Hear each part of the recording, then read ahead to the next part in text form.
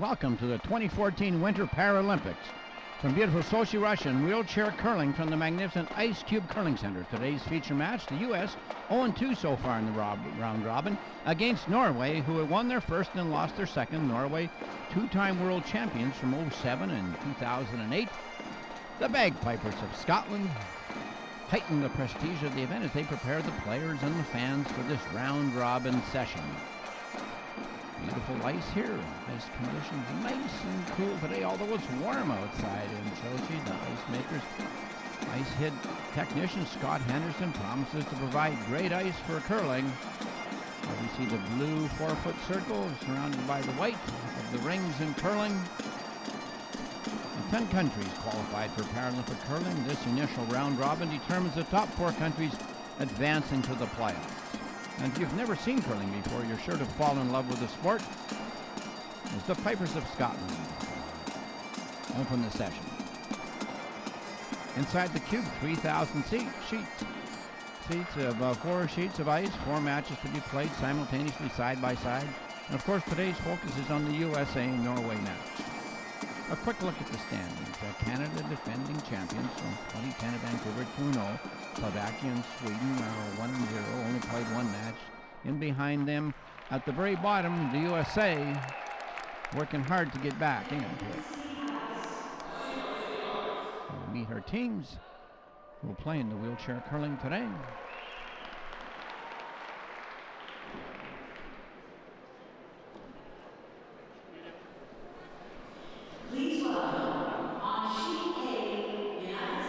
We'll meet our team from USA, Penny Greeley from Green Bay, Jimmy Jam Joseph from New Hartford, New York, David Palmer from Nashville, Massachusetts, the third, and the skip from Madison, Wisconsin, Patrick McDonald. 0-2 so far. The USA has to get it going today. Here we see the players from lead to skip, the alternate, Megan Lino, and from Norway, Kurt Raffal from Oslo. He is the lead. The second player, Annette Mette Samdal from Trondheim. The third, Jostein Stordal from Sassberg in Norway. And the skip, Rune Laurenstein from Salzburg, 52-year-old. And as mentioned, they won world championships. This team did in 2007 and 2008. 2 of the members from that team on this squad as well. Their alternate, Saito Lochin from Brine in Norway.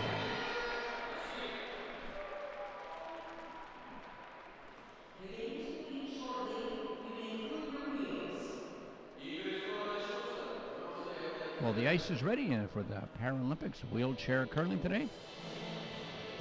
And it's the only team sport where both genders compete on an equal playing field against one another. Generally, teams will have 3 of one gender, 2 of the other.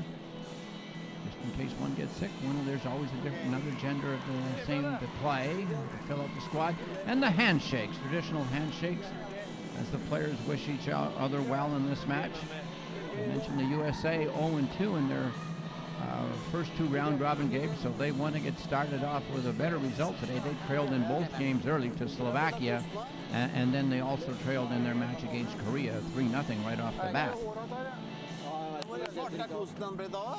Wheelchair curling held its first world championships in 2002 and was first introduced into the Paralympics 2006 in Turin, Italy. Canada won gold in the Paralympic curling in both Torino and 2006, and then Vancouver in 2010 with Jim Armstrong, who is skipping the Canadian team here once again. As we prepare for this opening end of play, we'll note at the conclusion of the pre-game practice, each team did a draw the button to attempt to gain the advantage of last stone in this opening end. The USA won that draw the button, so Norway will play the opening stone, the yellow stones of this first end, whereas the USA will have the advantage of last stone, the hammer, in this opening end, and they will shoot the red stones. 8 stones per side and 4 players, so each player throws 2 stones, alternating with the opposition. The lead, Turjal Rafdal from Oslo, Norway. In his first Paralympics, he's played in 3 previous World Championships in 2011, 12, and 13. Nicknamed Raffin, Nice stone there on the in-turn just short of the rings, and what we call the free guard zone, that guard area just in front of the rings, and we'll discuss that much during the game. Come in, Penny. 5-6. The two skips at the far end direct the play for their team. First throw from the lead from Team USA, Penny Greeley from Green Bay, Wisconsin. And the curling club there in Green Bay are very close to the Packers NFL field, Lambeau Field. The first attempt on the out turn will come up short of the hog line. The stone must get over that last hog line to be considered in play. That one is removed from play by the official.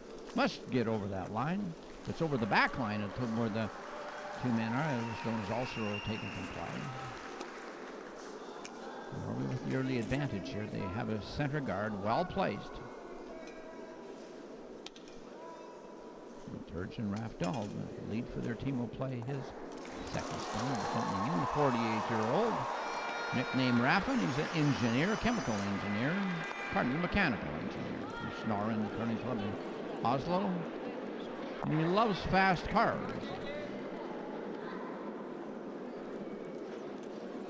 Just a little bit more weight than his last one, but just nudges up to his own, but still a very good shot. Plugging up the front of the rings into the free guard zone. And the USA can't make a play on those stones until after this fourth shot of the end, hence the free guard zone and the 4-rock rule. After that, to be able to bash away at them with bigger weight.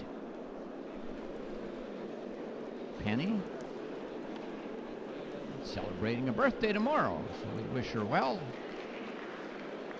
She's played in 3 previous World Championships, won a bronze at 2004 at Paralympic sitting volleyball in Athens. She's good at 2 sports. Not a real good stone for the USA, as it's frozen right up to that one from Norway in front of the rings, and Norway might be able to do a little tap promotion on that stone and get right in behind cover. And of course, one of the things in curling is to always make it more difficult for the opposition. If you can get a stone in behind the guard, and it's all the more benefit. The second player, Annette Mette Samdal, 42 years old, from Trondheim, Norway, in her second Paralympics. She's been in 2 previous World Championships, 1 gold in 2008 in Switzerland. There's a little bit too much speed on that. It's called weight. And weight is not the weight of the stone, although the stones are 42 pounds. Weight indicates, it's an old Scottish term, the amount of speed or force put onto the stone. So this one wants just to draw weight. A little bit less would be a guard in front of the rings. And meet the second for Team USA, Jimmy Joseph, 51 years old, out of New Hartford, New York, nicknamed Jimmy Jam. He's played in 3 previous Paralympics and 7 World Championships. He too is just a little bit fast on the weight and out the back door. Those stones can't count on this. And it's only stones that are in the rings or touching the rings which can count after the conclusion of the 16 stones, the 8 red and 8 yellow being played on this opening end. And Mette Samdal, as mentioned, from Trondheim in Norway, works as client services. She's an avid reader and belongs to the Trondheim Curling Club. And she won 2 golds in ice sledge speed skating in 1998 at the Paralympics in Nagano. And there's better weight. Nicely finishing in behind the front guards and almost totally hidden in behind cover. Well, that will increase the degree of difficulty for the U.S. if they attempt to get at this stone. Skip Patrick mentioned just enough weight to move. I just like to hit here and just roll over. That's fine. I mean, if you can come in and sit, that's fine too. Just wants enough weight or speed to move it out of the rings. Let's go hack.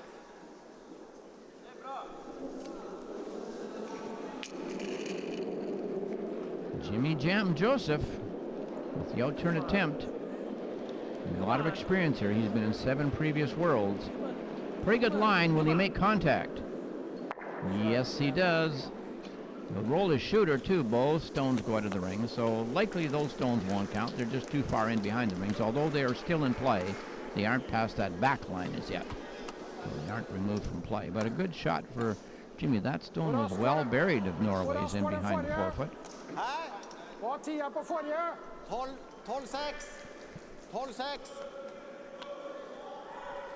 We meet Johnstein Stordal, 47-year-old from Sarpsborg in Norway. His second Paralympics. He played in 6 World Championships, winning 2 previous golds, 207 and 208. So a lot of experience here on this Norway team. He competed in sailing in the 2008 Paralympics in Beijing. He had enough weight to get by. A lot of finish on that stone and not much handle. A less handle like that will tend to curl over more. A little more spin on the stone, it'll stay a little bit straighter. I wouldn't mind getting rid of that, Dave. Just exchanging with it, you know? Unless you think you can curl around it. Put that in. I can see 4 foot on the left. Skip Patrick McDonald not liking that mess of yellow stones belonging to Norway right in front of the rings. It's easy for Norway to tap those in. You know that's their raise right there. I say replace this. I want to replace it. Replace it? Let's just change places with it. Right. Well, the smart call here from the skipper from Madison, Wisconsin. Asking third Solid man 12. David Palmer, 53 years old from Mashpee, Massachusetts. In his first Paralympics, played in 2 previous World Championships. In wheelchair curling. He tried this at a charity event and loved it and was hooked ever since. Enough weight. He does move, but not enough speed to do a lot of damage. It looks like Norway has 1 stone top of the 12 foot at 12 o'clock. That's the main counter, but that side biter off to the right is also in the rings. Stones only need to be barely touching the rings by any portion of an inch to be counters. And the way a team counts in curling, it's a number of their stones which are better than the best stone of the opposition that count. So right now Norway has 2 stones in the rings, the U.S. none, so Norway counted 2, or line 2 we say at this present moment.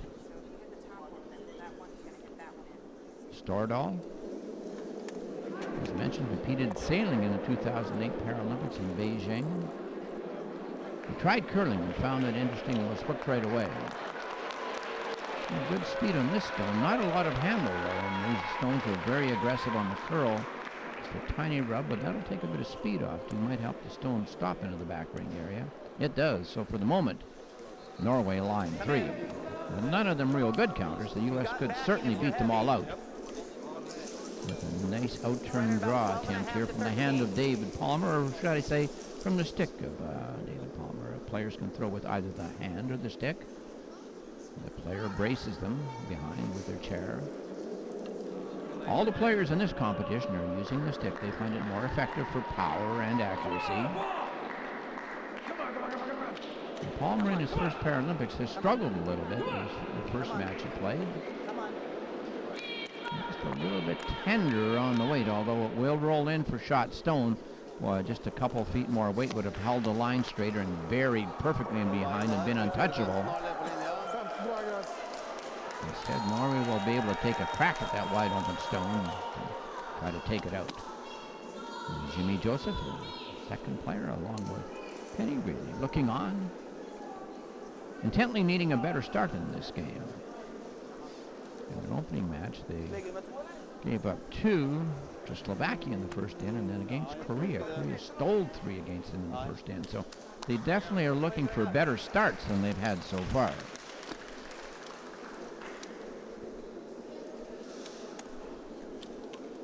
Third, Jostein holding the brush, and the idea is to throw straight at that brush, and if you have calculated the correct amount of curl, this will be the end turn, the clockwise rotation for the right amount of curl for the amount of speed thrown. And this ice is very aggressive. The stones are really curl fast too, so you have to step away from the stone even with the takeout a little bit to be able to get some accuracy to it. And there's the miss, just swishes by right through the port. And USA still second shot stone. Shot stone belongs to Norway. That one at the back of the ring, just in front of David Palmer. Might as well. We might have a sight line to it. Put it right in the middle of the red one. Give me about Norway 18 lead in inches and we'll second. just go after that. Okay? Look Give me on. 18 inches on this side. There you go. Look at the shot here for Patrick McDonald, the skip for a team in the United States. 46-year-old from Madison, Wisconsin, as Dave Palmer holds the brush for him. They're playing the outturn with about 14 inches of ice. Well, the one that we're going to hit is 1. We're 2. Yeah, Norway's one shot rock, and USA's second shot. Norway third and fourth. No, we're going to go through the hole and go after that. Patrick McDonald just describing to the shot his second Paralympics. He's played in 3 worlds before, and he's known as the tattoo man. He says he has tattoos right from his ears to his ankles. And some of his ears. Will he get through the hole? Well, it's looking good. Oh, what a beautiful shot. Oh, tremendous. An absolutely great shot. Thrown by Patrick McDonald. And the fans here really appreciate that great shooting. It looks like the USA, for a change, will get off to a better start than their first 2 matches.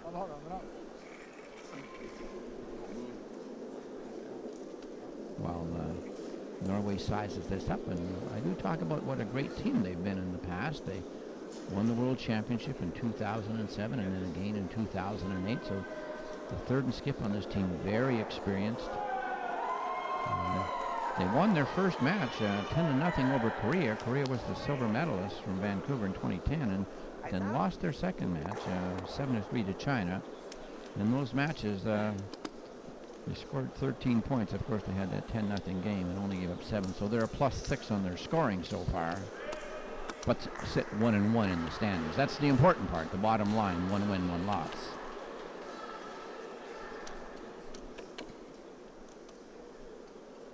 Ryan Hilmar Lornsten, 52, from Sarpsborg, Norway. His 3rd Paralympics, 7 World Championships, and mentioned 1 gold in 07 and 08 at the World Championships or Paralympics. Goes out of the Halden Curling Club. Looking to get that backstone as well. Contact, and just if a foot less roll, he would have been right in behind cover. But he rolls out and leaves the USA shot stone. And now we can talk about how you end up counting at the end of an inning in this game of curling. The USA has the best counter, the red one, so that nullifies the 2 yellow ones, which are touching the rings. So with this last stone at the end, USA is assured of 1 unless they happen to take out their own stone, but they're assured of 1. With a nice draw here, they could have 2 stones closer to the button than the other team's best one, and that would give them a score of 2 in this opening end. From the stick of Patrick McDonald, 46-year-old from Madison, looking for a 2-ender.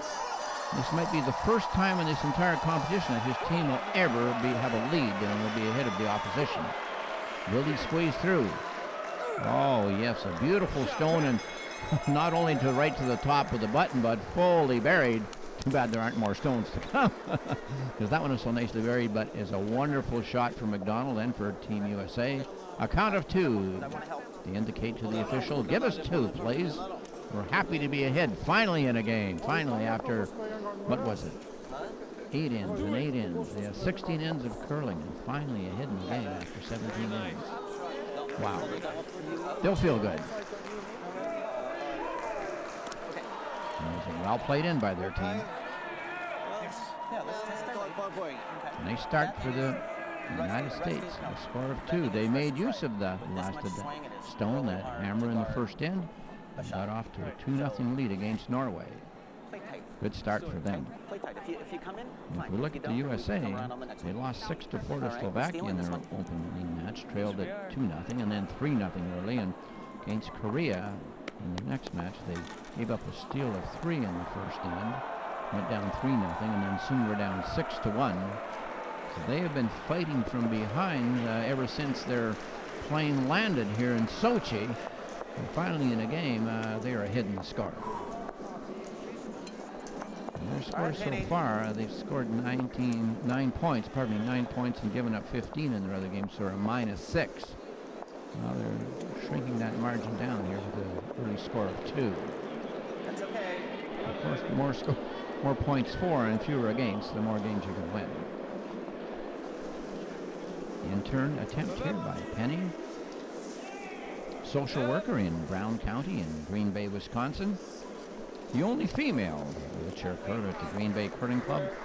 She said it was not far from my home when I decided to try, and so I was able to get over the rink nearly every day and practice and play. And that curling club in Green Bay is very close to Packerville, Green Bay Packer NFL, the Lambeau Field, only 2 blocks away.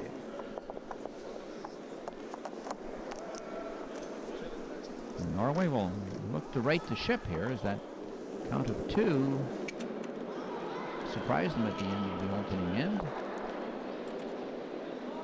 Serge Rafdal, 48-year-old from Oslo, in his first Paralympics, has played in 3 worlds in 2011, 12, and 13. Nicknamed Raffin. Mechanical engineer. Began curling in 2010 at the age of 45 in Oslo.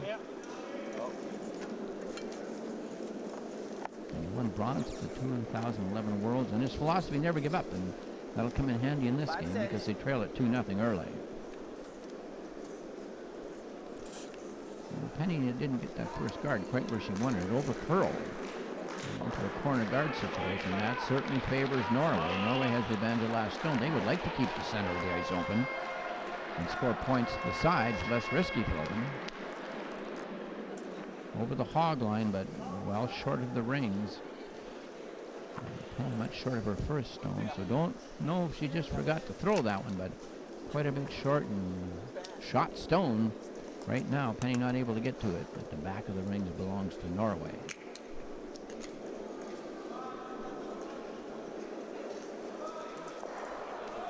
Sergei Rafdal with his second stone. Second lower stone for him. Second end of play. And the player's feet cannot touch the ice, although there is support. They put the brakes onto their chairs, and the player from behind supports their chair to make sure that it doesn't move, and then they have enough resistance to be able to throw hard against, so they're in a stable position. Good guard. Norway is playing a good end here. They've got one in and a guard as well, but it's a center situation, and Don says if we can ever get one buried right in behind the middle here, we really have a chance to do something big in this end. In wheelchair and regular able-bodied curling share numerous similarities, but there are a few key unique differences. The most notable being the absence of sweepers in wheelchair curling. Although the players can yell at the stone, and then they all do, perhaps the stones will listen if the player yells loud enough, who knows? Certainly they have to be a lot more accurate right from the delivery of their stick, because they don't have the advantage of sweeping to make the line run straighter or make the stone travel 5 or 10 feet further. It's much more precise right from the throw. Kan vi splitte den inn? Ja, det eventuelt. Er du litt inn, så... And this match is scheduled for 8 ends of play. As mentioned, each end, the 4 members of the team play 2 stones, each along the sheet of ice, alternating with their opponents. And after all 16 stones have been delivered, the score for that end is tied. And only one team can score per end, and the scoring team scores 1 point for every stone of theirs closer to the button than the opponents of that stone. Heavy on the weight there, last 2 players. Just a little bit too much juice on those throws and right through the rings. Skipper Lawrenston shoves that one into the corner. It won't count. And drags a stopwatch out. And these teams will test in time the speed of the stones travel down the ice. And generally from one hog to the next hog, you see the travel time. The faster the travel time, the lower the time. The slower the rock is traveling. If the stone really speeds, so it takes less time. So the stopwatch a good indicator of the weight that's thrown. Too much weight for the jam man again as he slides that one through the rings.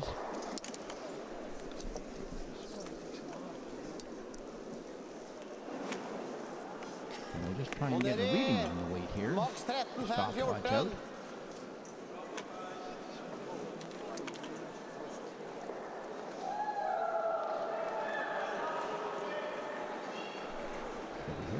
Second.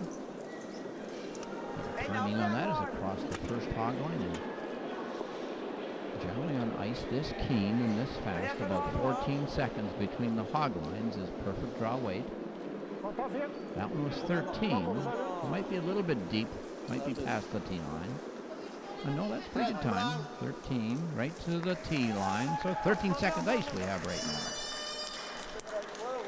And it usually takes 10 seconds from that last hog line to stop onto the tee line. So some players time from first hog to stop at the tee line. So it'd be 23 if you add the 10 seconds on.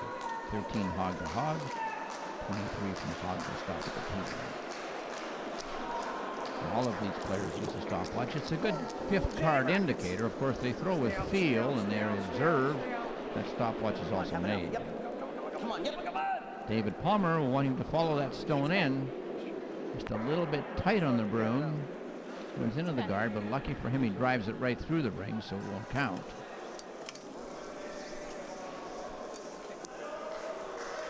Well, we just saw him there. It does give me an opportunity to talk about how misses might occur in curling. And, we talked about the weight, the speed with which a stone is thrown. Light is short of the rings or short of the hog, and heavy could be right through the rings. And then there's accuracy. There's wide, which is outside the broom, and there's narrow inside. And then Palmer was inside on that last stone of his, running into the guard, not getting by and getting the stone into shooting pole. And of course, the more speed you throw for a takeout, the less curl you'd expect. The draw shots and guards curl more. They curl around 4 feet on this ice. I like this ice. I call it 4x4. You have about 4 feet of curl on a draw shot towards the middle. And look at the finish on that guard. It really curls over hard. And about 4 feet of curl from the center line to the outside as well on a draw shot. And the 4 feet of curl won't be used on this stone. Only about 2 feet because it's thrown with more speed than a draw shot. McDonald says normal weight, which for them would be enough to go and definitely hit the backboards with a good thump. How's the accuracy? Looks like the speed is good. From David Palmer, 53-year-old from Mashpee, Massachusetts. Oh, nicely negotiating that port. The hit and the roll. Will it stay? Oh, yes, it stays for shot stone. What a beautiful rock. You can call it a stone or a rock. Call it whatever you want. It was a good shot. Wow, dandy. Norway looking at it and thinking, wow, that wasn't good for us. Can they see any of it? They're indicating the amount of weight from the skip is just indicating that they can see it, some of it. So Lorenston asking for the outturn from his third man. Stordal, 47-year-old from Sarpsborg, Norway. Belongs to the Halden Curling Club and loves sailing, music, and films. Tried curling and found that very interesting. He stuck with it. He's won 2 World Paralympic Championships. Looks like a pretty good line. How's the contact? Will he have enough weight to move that stone? Raises the top of it. Wow, what a little bit of sweeping wouldn't have done for that shot, and just held the line right at the end. Now, these stones are very aggressive. And what I mean by that is that they really curl hard at the end. And that is just due to probably the sharpness of the bottom of the rim of the stone, which contacts the ice. The sharper the stone, the more it'll curl. The more it'll grab the ice and curl. These stones are very aggressive. I want to try to put one right here in the top 12. No, but we don't want any. Put one like right here. I'm going to say, just talking strategy. Skipping third, discussing what to do. Let me take a look up there. I like this shot, this choice by Patrick McDonald. If it happens to draw into the rings, that would be beautiful. Some of his fans looking on. What kind of weight are you throwing? Huh? What are you doing? Are you drawing in there? Yeah. We're one. Yeah, we're one. So we're going to guard I it. just don't want it to tick us out. No, don't worry. You got it. Good communication between this team. They talk if over a lot of the situations. Everyone has some input. But then, of course, Skip Patrick must make the final decisions.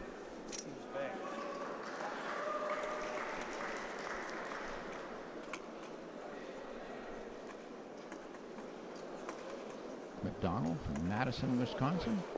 fitness camp of the USA, it's called, because of all the biking trails and the lakes in that area. Playing the out-turn draw, and we'll just see how aggressive the curl is at the end on this shot. Good. Well, that's been his problem so far, just a little bit light on his weight. Shot. Could have had another 15 feet, but didn't quite come up with it. And Just kind of takes it away don't know if from he got a them. guard out of that If either. they do try to go that way, then they'll, if they go after our red, I don't think they can get to the inside of it. No, they can't. You're perfect. Right where you are.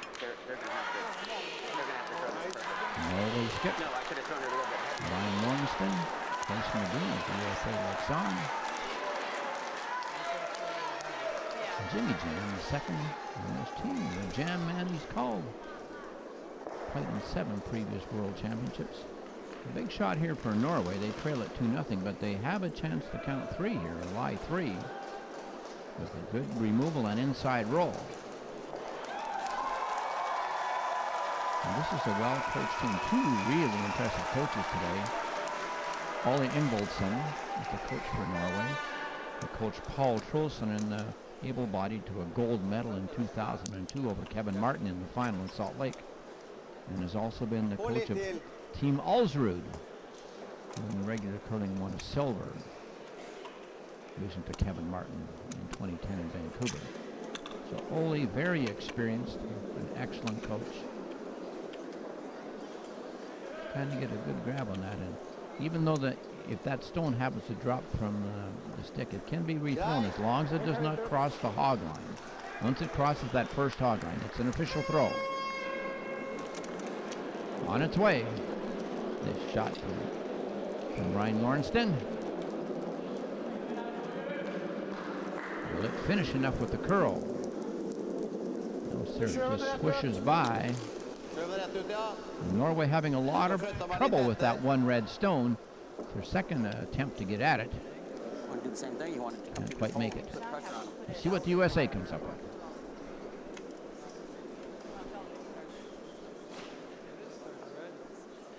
Vad var det på Olga? Jag är på 10 från 33. Want to try the same thing? Förutom ett av dem, för att utföra armarna. I think the US is looking at their possibilities. What do you think of that? Pat, Hold on.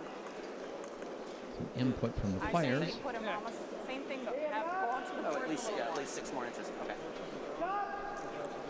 The one thing about playing the same shot they've played, they do know the ice out in that 6 more area. inches. They're just taking a little bit more ice. And the US has been in 2 previous Olympics. The hole on the other side to put pressure on it. No. In 06 in Torino, Take our point, honey. they finished 7th. In 2010 in Vancouver, they were 4th. They lost the bronze to Sweden 7-5. A very experienced team as well. Well coached by Steve Brown.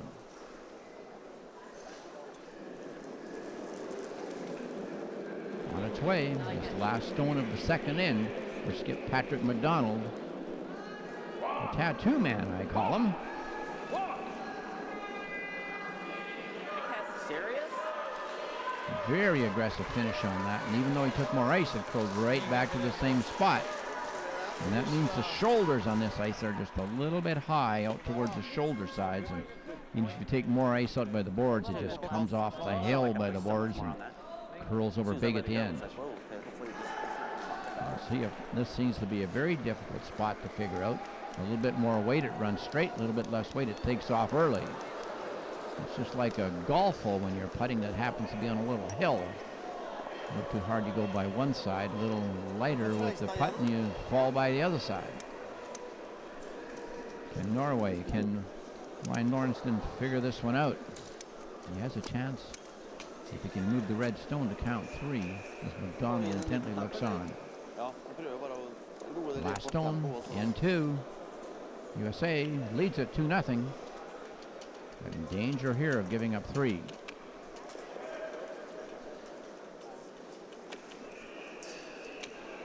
Two-time world champion in Paralympic wheelchair curling, Morgenstern.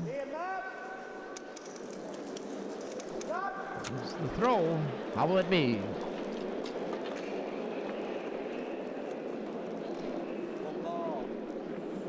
Looks like better line.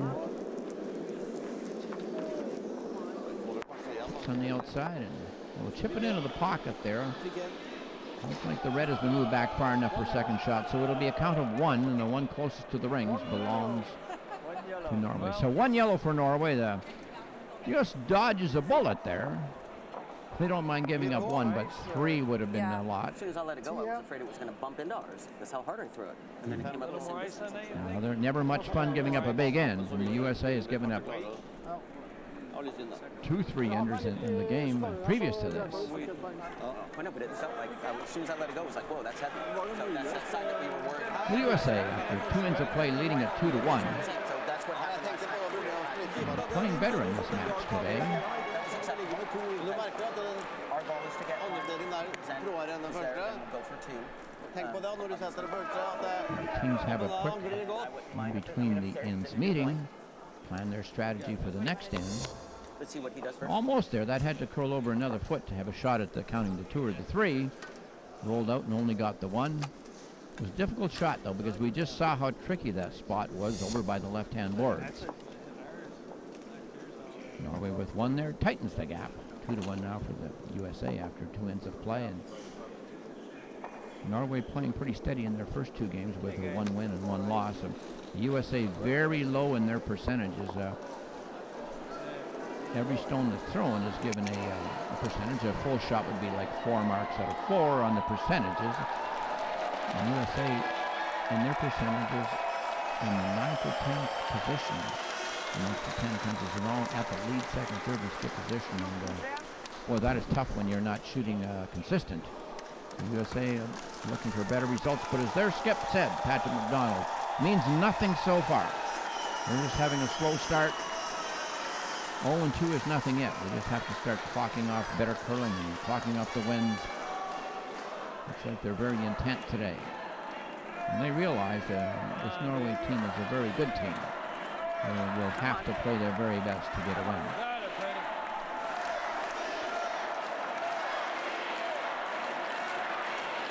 I feel that today, having seen the first 2 games, I can say that they're more settled, more relaxed today.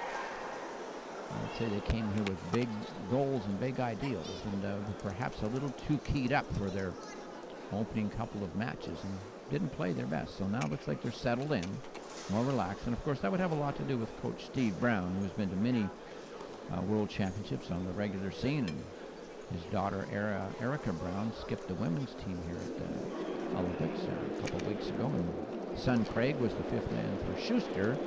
He skipped the team on the men's side. Coaching and curling nowadays a big do. The coaches can help out a lot. Nice wait here for the lead from Norway. Third draft Dahl.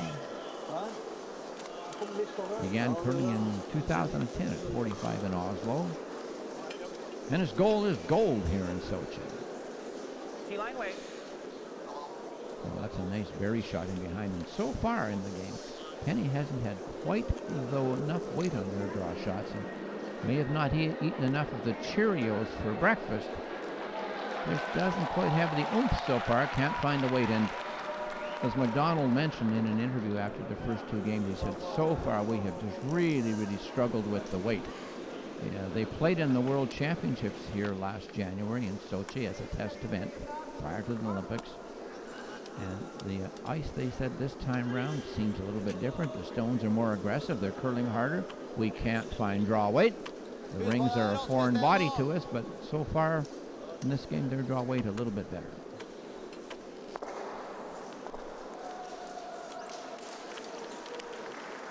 And that's with any curler. The first thing you try and do when you go to a venue, whether it be a curling rink or an arena, you try to get a really good feel of the ice. You don't play the opposition really as much as you play the ice. If the ice is your friend, then you can figure out the weight and the amount of curl, and you can make a lot of curling shots. On the other hand, if the ice is your enemy, it's never fun. Chip on the first 2, moving those guards around, and wow, that stone in the 4-footer is really buried. The 4-rock rule now passed, so you guys can make a play on these stones out front. Second, Jimmy Joseph will be asked to do just that. Take a run at the Norway stones. Yeah, because I wouldn't mind having it come back. If you want in, that's fine. Either one. It just has to go straight back. One inside out. Either one. All right. You just need some smoke right here. He here. has a few rocks to move.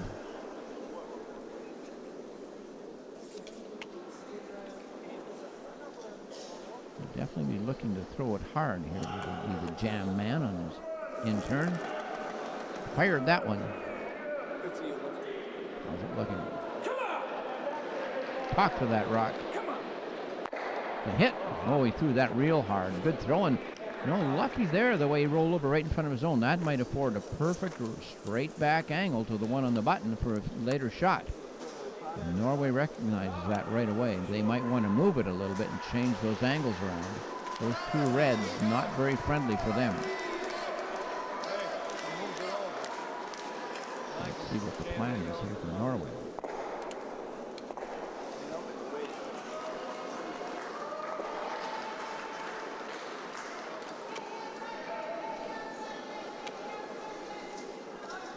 It'll be the end turn. They could either come around those guards and cut off the rays. I'm over front for all. And playing the end turn. Moving those stones a bit would be a great shot, but even drawing around them and really cutting off the rays would work well. Take the long view of this stone coming down the ice. Will it get over the hog line? Will it make it? Oh, it's so close. The official will go have a look. He says, no, it has to be totally over the hog line. Well, what Ann wouldn't have given for another inch or two of weight there. Now Patrick goes out to have a look. Are these stones nicely lined up? And definitely there'll be some drag. If you draw a vector through the hitting spot and run that vector straight back or to the side, there could be some drag. It looks with this Just stone. peel this one. And the two reds up front, you'd have to hit it on the right-hand side from looking from behind. And then you get the drag right towards the stone. But they're going to peel the center, and not a bad stone, at least open it up. And this is the kind of shot that Jimmy Joseph really likes, the big weight hit.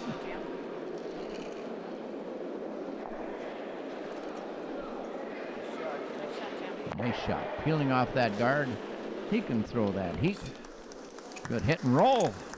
Opened up the yellow stone. The USA's second shot right at the back of the rings in the 6 o'clock position if you're looking overhead from the far end. Good throw there by Jimmy. His two shots really opened it up. And USA looking a little bit better now, forcing Norway to have to come up with a good guard. Really like the way this gentleman plays the game. Really well positioned in behind. A strong upper body. He did compete in sailing in the 2008 Paralympics in Beijing.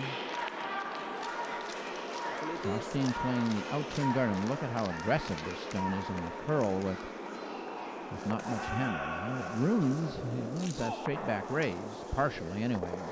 But it leaves room on the out-turn for the USA to make a play on shot stone, which is just half biting the back of the button.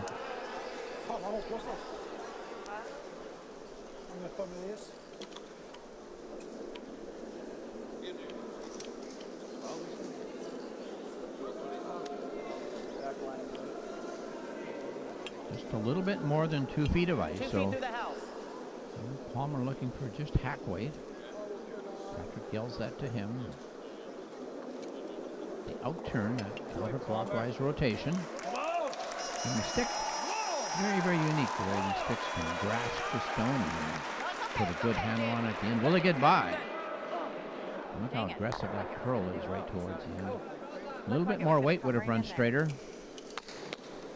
It was Jim Armstrong, defending gold medalist from Canada, who said after his first 2 matches that he couldn't believe how aggressive these stones are. And he said, which means they're really, really curling hard at the end. And sometimes taking 5 feet of ice for a draw, and he said they're much more, these stones, much more in line with the able-bodied curlers than what the Olympic players would have used, because when stones are this aggressive, that's where sweeping can really, really come into play, and really tweaking the line on a throw. For Paralympic wheelchair curling, Jim says about 3.5 feet of curl is about the best. They still have the movement to get in buried in behind stones, but the stone doesn't run away from the line at the end. This one overcurls a little bit too, but pretty good guard. I don't think the U.S. can see a lot of that, but it is a very long guard. There's lots of room to draw around. Heavy draw, Dave. That's it, even a 10 is fine. There we see the number 4 on the stone. The stones are numbered 1 to 8 on each sheet for the color. Heavy draw. So 1 to 8 in the yellows. Okay, where is that Generally, the enough? leads throw 1, 2, the second 3, 4, third 5, skip 5, 6, and the skipper throw 7, 8. Although they can change with a partner if they don't happen to like a certain stone. If you can't take a stone from a different sheet, you must use the one on the sheet of ice. And they're playing on sheet A. Here at the Ice Cube in Sochi, Russia. David Palmer. Well, he needed just a little bit more speed than his first one. Looking good. Will he squeak by? Oh, my. Just that aggressive curl at the end. Looked like he was by. Boy, these stones do move like crazy once they start to approach that last hog line. And, of course, most of the curl is when the speed is coming off. Stone might only curl 6 inches or so down the first part of the ice, but might curl 3 feet in the last half.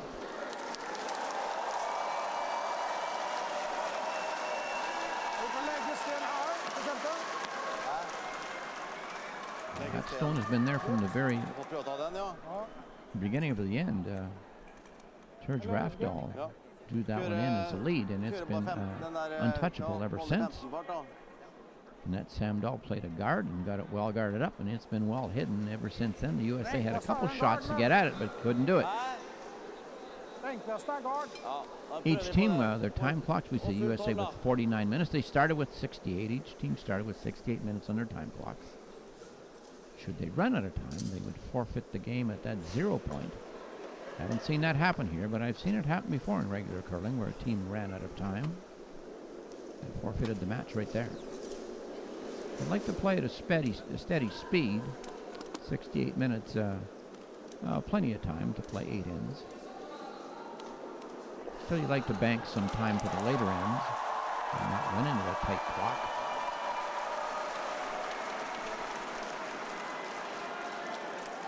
Ryan Lornson, Sassbro in Norway. There's table tennis, bowls, and fishing. He was invited to try out curling 8 years ago. He said he liked it right away.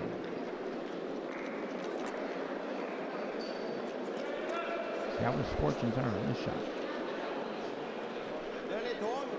Right through the port, very nicely. Went up to his own and tap it back. But it'll stop in time for it to be second shot stone. So for the present moment, Norway is lying 2. Give me about this. USA has third and fourth shot stones in the 8 foot. Right about there. And that'll be up to the skipper, Patrick McDonald. Taking plenty of ice on this shot, a little over 4 feet. And he's seen how aggressive the curl is in this spot. Of course, he'll throw at the target, which is the brush. And if he's calculated the amount of curl correctly, and it has been curling well in this spot. Trust us. It was like Now listen in. I told her exactly where the broom was. we knew exactly where it was, even I know, farther. but I'm just saying, I was looking too. I was right behind him. Gotta go over. Everyone's saying on the team just a little bit more ice there, Patrick. It curls well here. Right at the last minute it curls, so I think you can even This is hear, very weight sensitive ice. A bit more than draw weight and it goes right through the curl. A little more. Just a little bit more. There you go. There, perfect. If he's had a problem so far in this event, it's been with just being a little bit too light. Not quite enough oomph on his draw shots. Of course, sometimes a team comes here and they played here last January. The ice is just a little bit different. Can really fool a team. I was just looking, looks right through the port. Beautiful. Get in there. Tap back. And yes, the red one is shot still, and it is closer to the button by about an inch. What a beautiful shot. McDonald wheels down the ice. Feeling good about that shot. And so does Palmer. Jeg må jo prøve å få den bort. Gå opp litt. He watched exactly where they and I said, I was right behind him. So do I. We'll see what Norway comes up with. Came out. They're playing a bit tighter brush. Perhaps throwing more weight. Third man, Stordal, just looks down to make sure which stone is shot, and it is the red. Red is lying one. But Norway has second and third, so they could lie three if they move it off to the side. Get rid of that red one.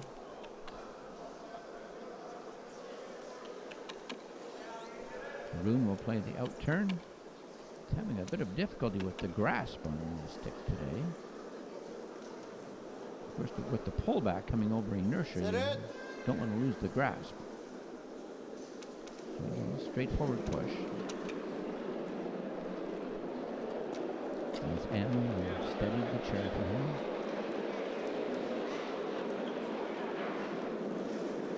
Once again through the port. Will it curl enough to make contact?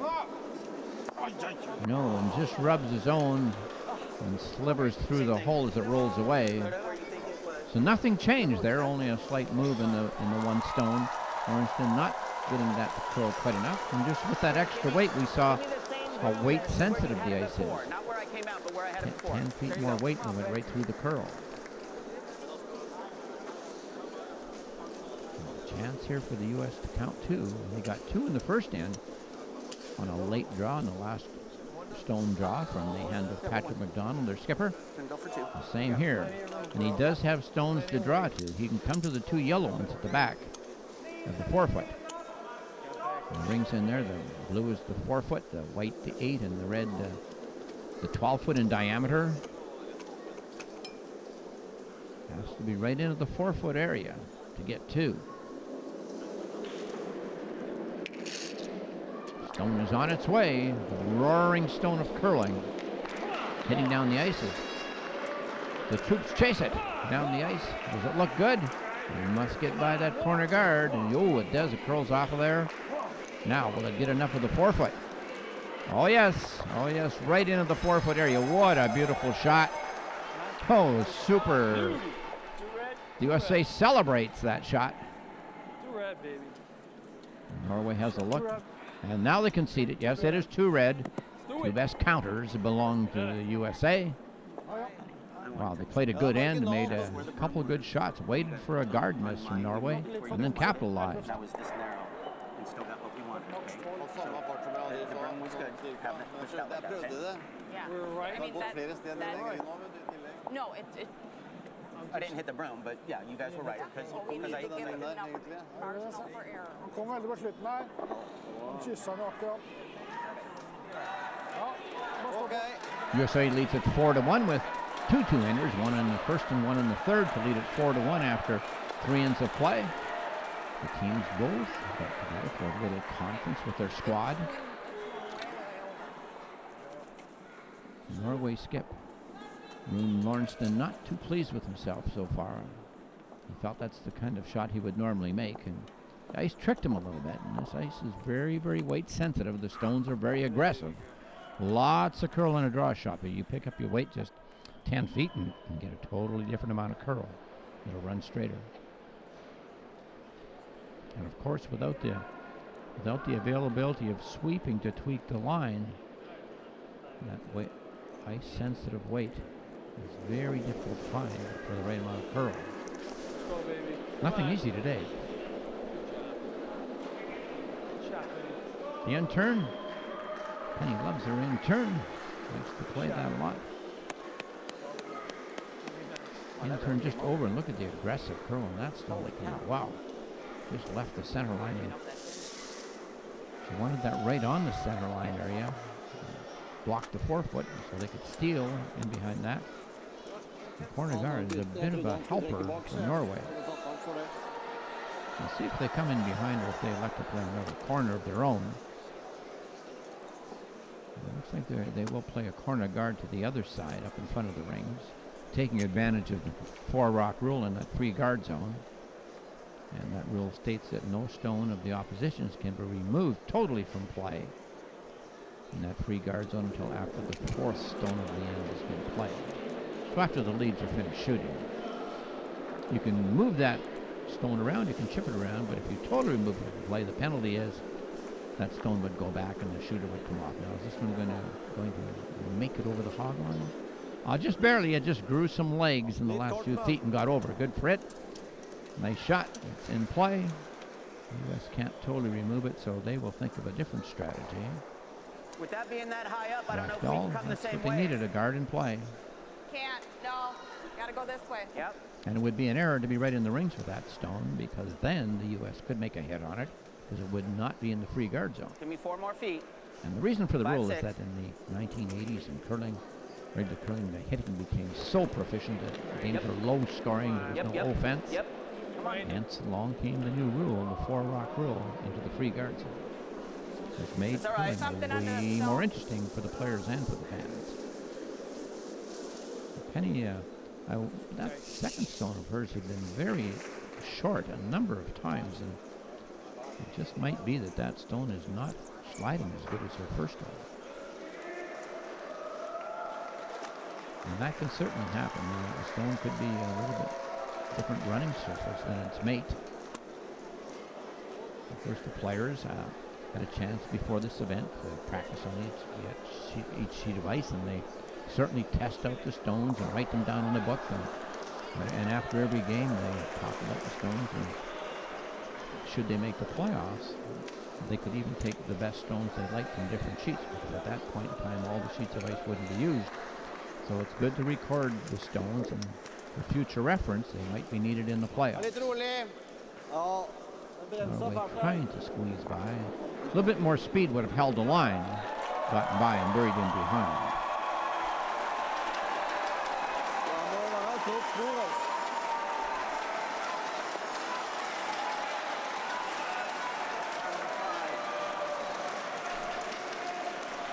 Seeing as how we're talking ice. Countries competing in this Paralympic curling have been provided with the very best ice conditions by 2 master ice conditions, namely Scott Henderson of Edinburgh, Scotland, and Joachim Fritz of Baden-Baden, Germany. He also made the ice for the January 2013 World Wheelchair Championships right here in Sochi last year. There are 2 craftsmen responsible for making everything by the ice and stones perfect. Come on. As Joachim tells us, Scott is the sheriff and I'm his deputy. And we try to make it 4x4 and 24, meaning 4 feet of curl in every direction, inside out and outside in, and 24 from first hog line to stop at the tee line in seconds. You feel like you just had to really throw it though? And Joseph's struggling with his draws today. His takeouts have been great. Kommer vi forbi, så nipper vi der. Hvis ikke, så tar vi Finally a good draw garden. for him. He had missed his first 4 draws.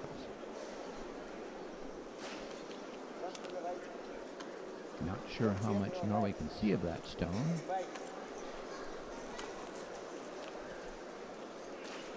As Anne will make an attempt to go after it. Anne Mattei Samdal, 42 years of age. Lives in Trondheim, Norway, in her second Paralympics. As mentioned, she won 2 golds in ice sledge speed skate racing in 1998 at the Paralympics in Lugano. Synne. Bra fart. Just slid by. It was close. Close, but as they say, no cigar for that one. No reward. It was an all or nothing, and you got nothing out of it. Norway struggling with the ice a little bit, as the USA really did in their first 2 games. Just unable to figure out the speed and the amount of curl. Of course, reading the ice, it's called reading the ice, is such a big part of this game. And if you can make the ice your friend and understand that ice, well, it's a huge advantage.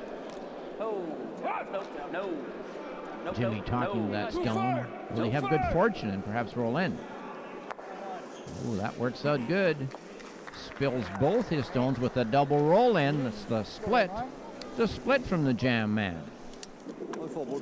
As USA now lies 3. And they lead it 4-1 on the scoreboard. Enten eller så går I luka der, så forventer du å åpne opp eller få bort den på midten. For Norway, this is now a critical point in the match for them to stay in the game. Looks like the Peel, they're not pleased with the guard out in front, which has everything blocked. And will be required to throw some speed on this, some definite force into the stone. As third man, Stordal braces the chair for her.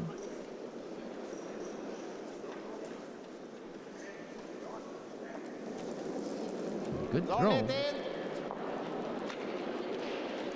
Got some speed in that stone. How about contact? Overcurled for her. She did open up a port there. Might be possible to negotiate on a stone coming up. The U.S. really looking good here. Flying 3. Dave, I'd like to plug that hole, please. Plug the hole. 2-3. Guard. A hole over here? You don't want to draw it. No, because this whole draw open up here. No, he wants to wheel down. Don't have him. I'd like to take that away from him. Yeah, take that away from me. That's about. Go there up front. You got to draw the button right here. What do you want? Wide open on Why the don't side. you wheel down and talk to him? I can't hear you.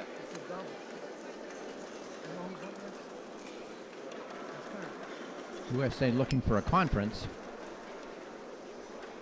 And David Palmer, the thrower, he works in the Mashpee Public Schools in Massachusetts. He tried out curling in a charity event. Empty that hole and do a double. No, but they're sitting up. Yeah, oh, I understand that. But they can come You right want in. to just leave that there? What, do you want to drop another one in? Yeah, look. Yeah, we can. I was thinking that, but, you know, I'm thinking that's what that's going to be. I know, but it's just that they won't be sitting.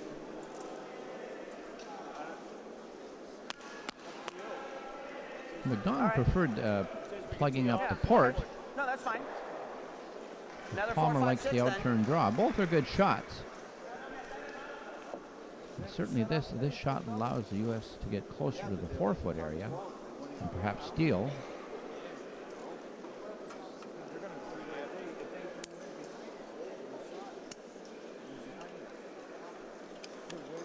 And his motto, David Palmer, work hard, play hard. Is that where he had you? And they're playing hard today. Do we need to be out? Are you going top 12?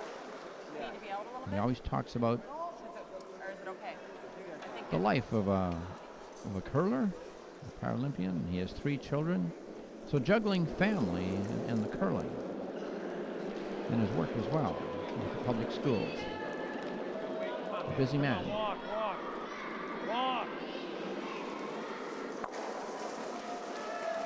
Sorry about that. It's a good guard out on this other side, and that would really block any draw attempt for Norway on that side of the sheet. Yep, I like that. So still a good shot. Vil du gå på samme som hun And Norway will åpner make der, eller vil du gå den veien? I'm sure Norway will make an attempt at this port now. Det blir vanskelig å treffe den først, og vi går den veien. Må treffe her. Det er enklere den veien da. Og prøv å ta shotten Hold der. den. Ja, ta begge. Og prøv å køle over til shotten. And the problem here is even getting through the port does not necessarily guarantee a double. Those stones are sitting quite close to each other and have to be hit precise. Just a bit of the top one on the left-hand side might afford the double. Joe Steen, he'll want to throw some speed here and see if he can come up with the heat and the accuracy. Playing the in-turn. I'm amazed at how the players can get that handle, that spin on the stone right at the point of release. A nice throw right through the port. Well, he can throw the high hard one with accuracy. Good hit and stay. Norway has second shot stone. U.S. still lying one and has the third. I'd like to plug that up because this is an easy tap. We're shot. Yeah, we're shot. Yeah, so now we plug it. Good thought there by Patrick McDonald. Guard it up. He has shot stone. Oh, Pat, A little bit closer to the you center. need to be on the boards. It's curl. I To know cover up the hole, this is fine. I think we need to be The ice farther shooting out. a difficult thing. Just knowing how aggressive that stone will be in the last half of its curl. Please curl. Please rub. Please rub. Lots of weight. Please rub. Tiny chip. Wow, and a fortunate result for the U.S. Wow. With that tick, they could have raised in the yellow. Instead, they just managed to bend around it. With the draw weight, went all the way. Right behind cover. Wow. So I'm thinking, It's called a fluke. A good fortune, but the U.S. will take it. Yeah. Oh, yeah. Vi kjører den, ja.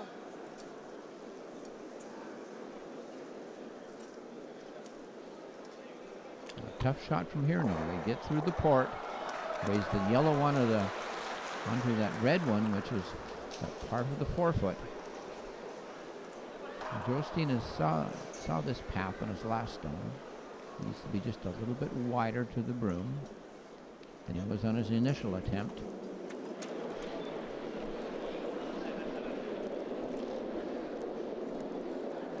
Norway 1-1 record so far in the round robin, trailing this game. The line looks good though.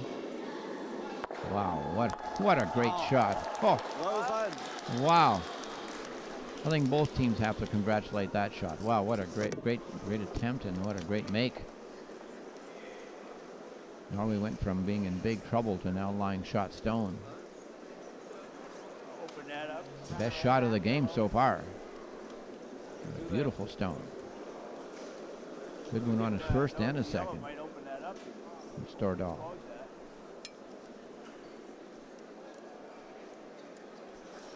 What do you Some think about coming possibilities this way? for the U.S.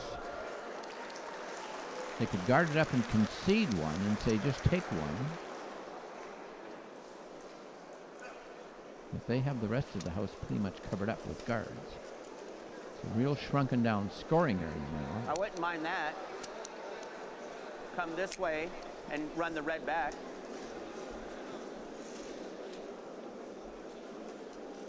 I don't think he'll get to it. I just don't want them to get two. You know, they got hammer. Keep them to one.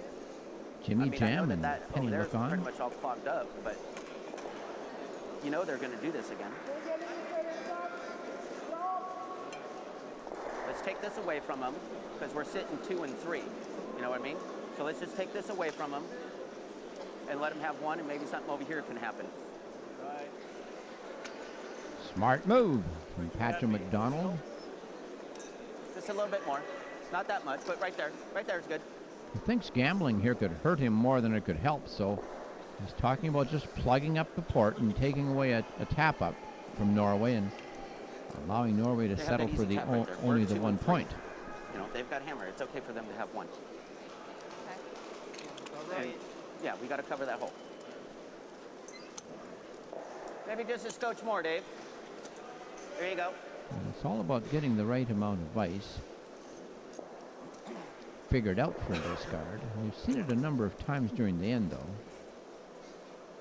But of course, each player has a bit different release with the stick and a bit different amount of spin. That can certainly cause the stone to go straighter. More spin, run straighter. Settle. Settle.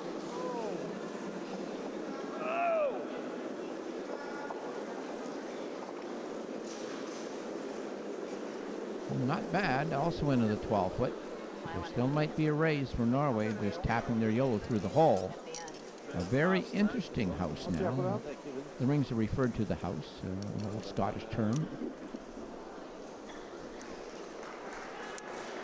Jeg driter på deg, bare sett opp det nå.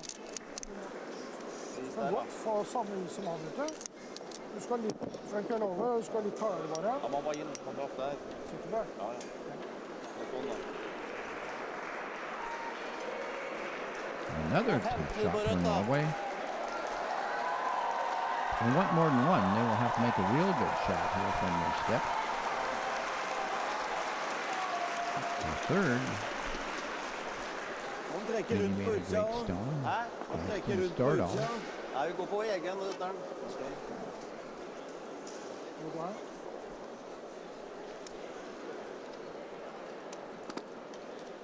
Hæ? Nei, vi prøver den der.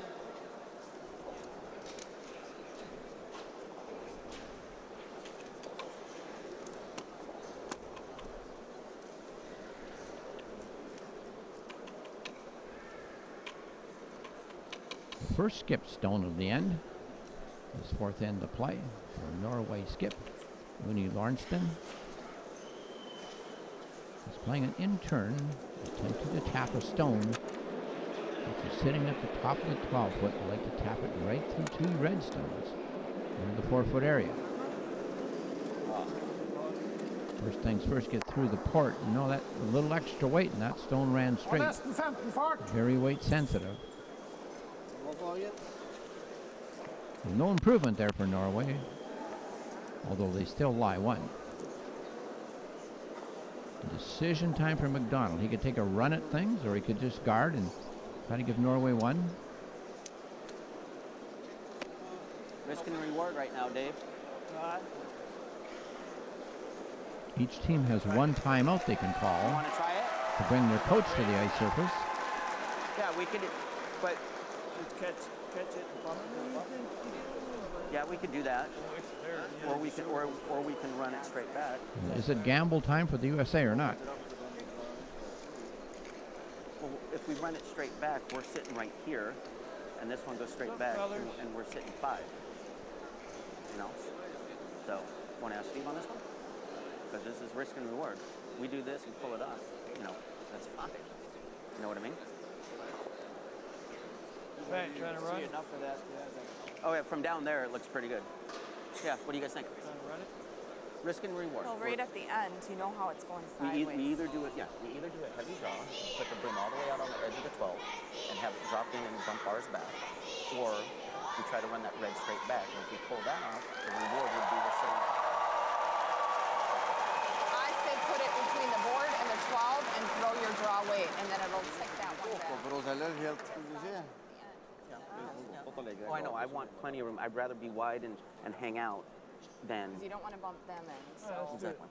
if we go halfway, Okay, so heavy draw? Okay. All right. Let's try the draw, because if it stays out and then ends up over here, that's fine. And if it ticks this one back, shooter stays here, this one goes back, preventing them from the other one. Okay. So about 6 inches outside of the 12, because it really cuts in at the end. So I'm thinking like right here. Decision made by the United States, decision by committee. They all got together, they talked about the possibility of bringing Coach Steve Brown to the ice surface, but they made a good decision here on their own. The 4 of them talking about the fact that they did not want to play that red raise on the left-hand side, top ring, and takeout weight, rather just use draw weight, try to promote it up to the 4-foot for shot stone. The danger here is anywhere inside the broom, they could raise Norway in for a second yellow. So we heard quite often mentioned by Patrick McDonald, risk reward for the 46-year-old from Madison, Wisconsin. He began curling 2008 in California. Come on! Oh, it died right there over the logo. Good leg. Well, not bad though, he's blocked the raise. A good shot. Make it very difficult for Norway to get 2, although they could go really wide on this in turn. Dude, I threw that. It looked good. I wonder if those logos are keeping the ice warm or something. Det var 13. 13. Den, ja. Du må ned i 12. Kanskje 11-9. And the problem with playing this far wide out by the boards, so this has not been played at all in the game. And the ice here certainly could be a different speed than what it has been down the center area of the sheet. So a bit of a guess here for the skip from Norway, Ryan Lawrenston. Han kommer, vet du. Ja, Just kanskje. check and see what the speed is for him. Will it stop in time? 11-8.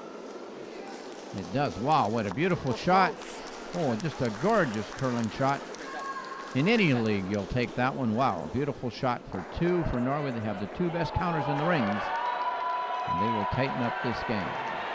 Very good last stone to end the fourth end of play. As we head into the fourth end break, I think we'll have a chance to get together with their coaches and talk it over.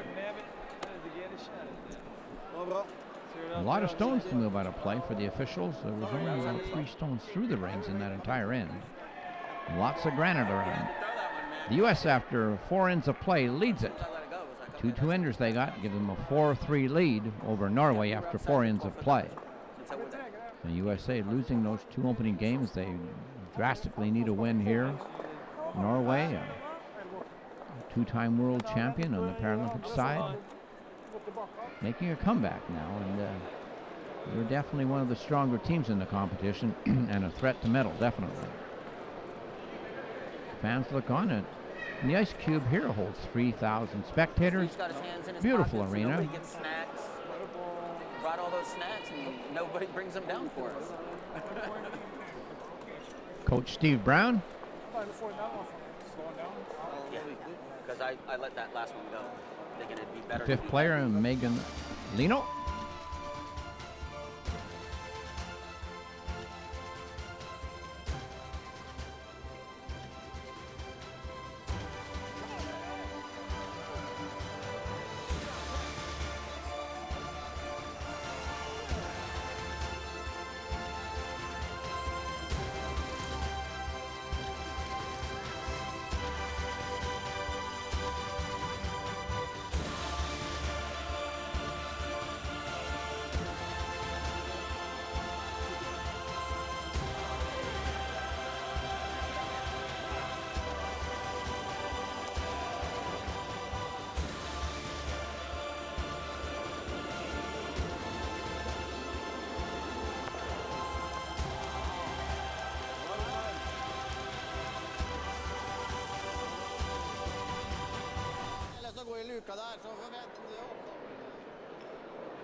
As we saw many fine shots in the first half of this game.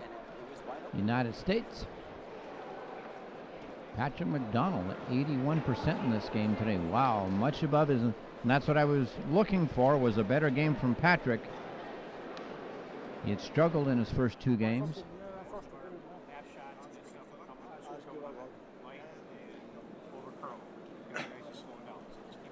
Rusty Schreiber, the assistant coach on the right-hand side. Steve Brown on the left side. I like it. You guys, I think that also was the right shot. Can you just come up a little bit light on that one?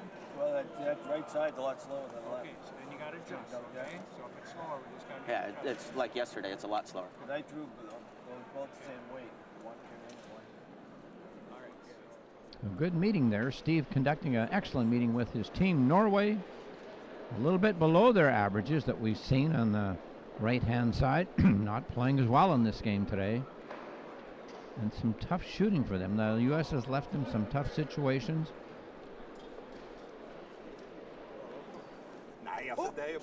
Ole Ingvoldsen, their coach.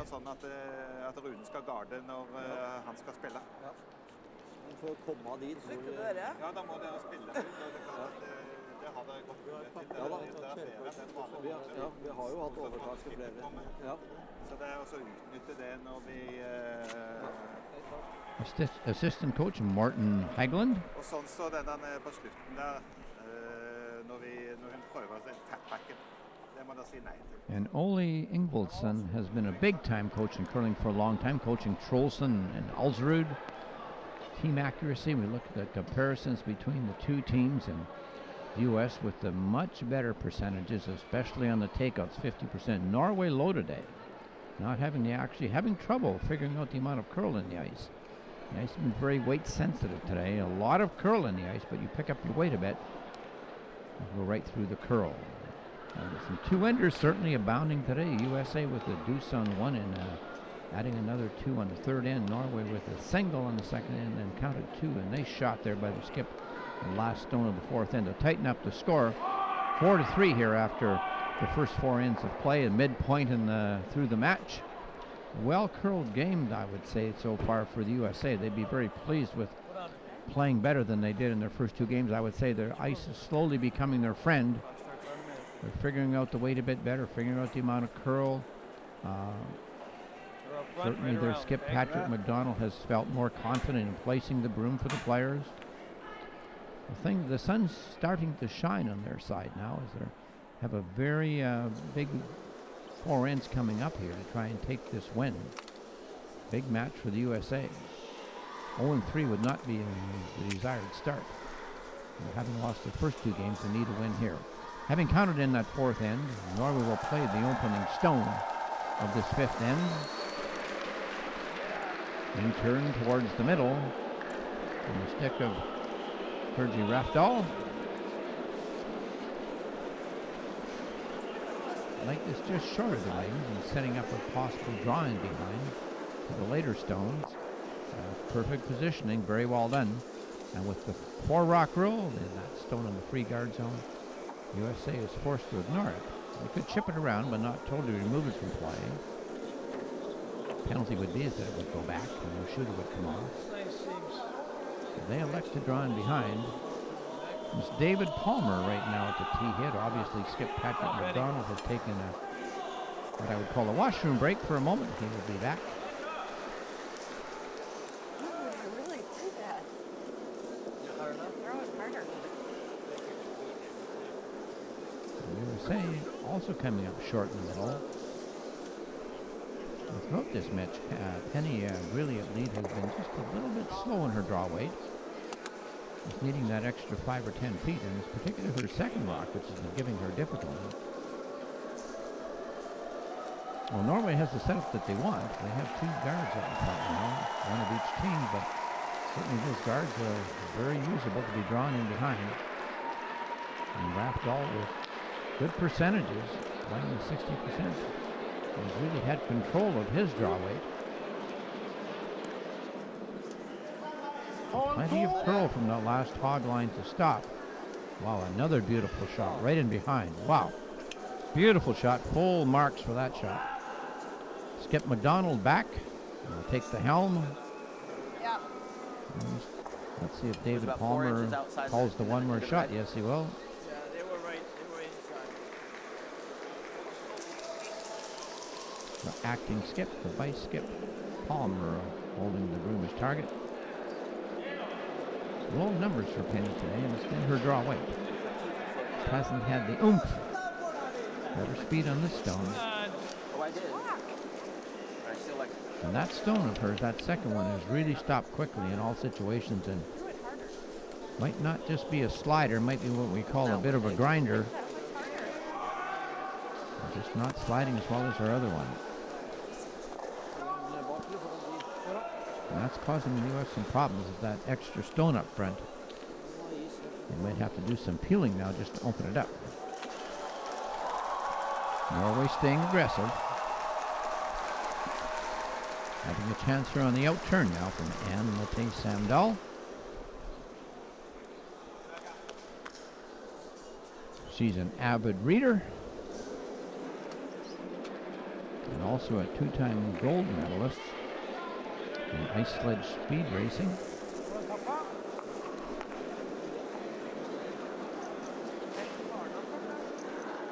With the tap. Just curled an inch too much, but beautiful weight. If it curled an inch or two less, it would have been making that race right in behind cover. Yeah, it's there. McDonald looking at the possible double now. 12 and a half, 13. Okay, right here.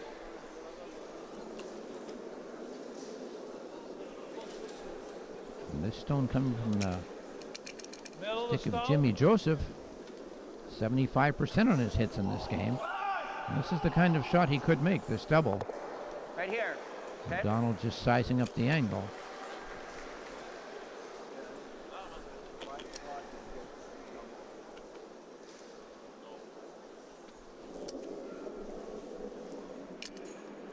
Jimmy Jam, as he's known.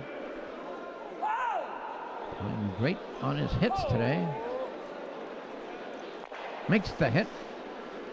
Gets rid of the one anyway. He doesn't stay himself, but that helps out the USA side. He can throw the big weight with accuracy. And as mentioned, there's 10 countries in Paralympic wheelchair curling in this event. They qualified from points in the past 3 World Championships.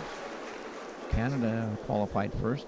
Behind them was host Russia, then China, Sweden, Great Britain, USA, Korea, Slovakia, Norway, and Finland. And of course, the top 4 countries after the round robin advance to the semifinal playoffs with a chance to play in the final for the gold medal match. And we see the lines just along the center line there, each line 18 inches off. The player must deliver the stone within those lines. They can't go all the way over by the sideboards to get a better angle to throw. They must throw from basically the center area of the sheet.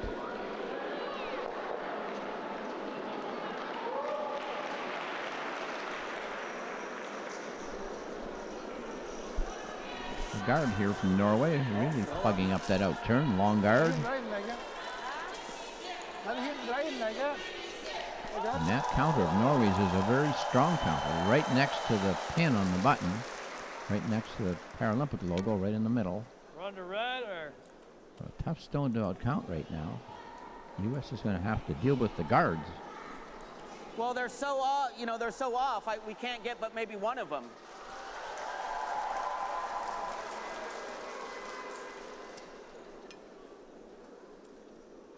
Run to red, Vic? Or no? Yeah, right here. All right. It's there. I mean, because they're so offset that, you're only going to get one. Well, McDonald thinking, should we only get one guard? Maybe we'll get lucky and drill it right on a shot stone. Get rid of that shot stone on the button in that manner. A big shot here for the Jam man in his 3rd Paralympics. Loves basketball, racing, and bowling. Began curling 2003 at Utica. He wanted to try something new, and he has stuck with it.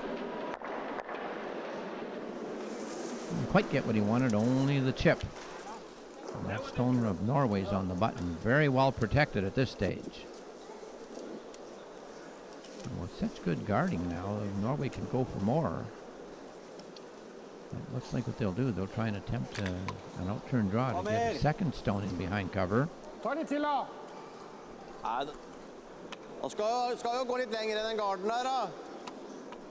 Now tempo comes from the 3rd, John Steen Stordal, 47 years old, from Sarpsborg in Norway.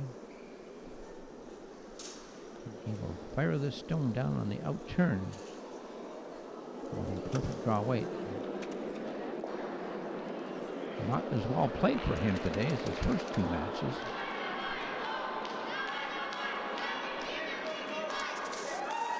Will it have enough speed to reach the ring? Now that's the heavier side right now. It goes quickly. Now these stones we see here are perfectly uniform in size and weight, and they weighed over a ton cumulatively in the 10 days it took to get them here from Scotland to Sochi. The stones of granite all come from the Isle of Ailsa Craig, just off the coast of Scotland, 13. where large blocks of granite lie on the beach, ready to be loaded onto the boat and received by the factory. The stones start out as square blocks and then are ground and polished into their beautiful uniform shape, which we see today. 42 pounds each. With a striking band on the side of the stone for striking into other granite. You see the white part, the striking band. He moved a few stones around with David Palmer with that one. And underneath the stone, the half-inch circular rim, which makes contact with the ice. And a beautiful blue hone. The granite is the bottom part of the stone that you can't see. It's impervious to water, and it's just the part that touches the ice. The rest of the stone is a gray-green Trevor granite. Beautiful curling stones on I remember the old days of curling. When I was a kid, we curled with some stones of different shapes and sizes. And the sport of curling goes back to the 1600s in Scotland. When the locks would freeze, the call would come out for the players to bring their curling stones and curl a grand match on the locks of Scotland. And of course, the animals, the dogs and cats, and sometimes the hogs came along too, and they were kept away from the rings area. But there was the area known as the hog line. And they turned back to the old days of curling in Scotland. And getting a stone into the house, and the last end was going home. A lot of the terminology is stuck with the sport.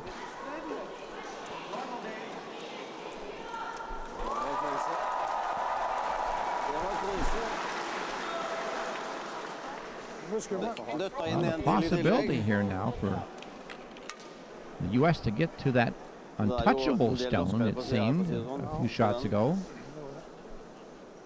That stone that has been there ever since. The lead, Tarj Rafdal, drew it right around the guards. That stone has survived as the big stone in the forefoot, touching half the button. Come on. Have enough weight. Yep. Come on. Yep. Will this get by? Not quite. Rubs and rolls over. And wow, the U.S. has stone 2, 3, and 4 in the rings. Norway just has that lonely one on the button, which should evaporate somehow. Then the U.S. might have a chance for the big end. Difficult for Norway here to guard everything. They have to guard the port. There's still arrays available at the top rings to the U.S. And Norway right now electing to just guard it up and hope for the best. Norway with the single counter. Their lead stone still surviving the end.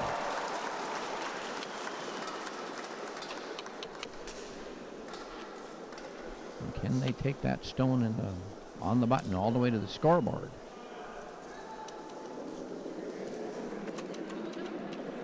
Lawrenston also below his average, only 41% today, 56% in his previous 2 games. They've struggled with the ice a bit today, especially on their hits. And this is a guard attempt to plug up that center area. Well, that is a good guard. Very well done. Beautifully done. I know the curlers are all really enjoying Sochi. It's such a warm climate. Bring the broom up here, though. Bring the broom up here so I can see. And Sochi is a Russian Riviera resort city on the east coast of the Black Sea. Yeah, that looks good. It's the northernmost subtropical area in the world. I think that's plenty right there. The U.S. planning a raise on that stone on the front rings. Huge. This would be a huge shot for the U.S. skipper. Yep. Got it, brother. Patrick talks it over with Penny and Jimmy. Yeah, I know. That's what I'm afraid of. Put enough weight on it.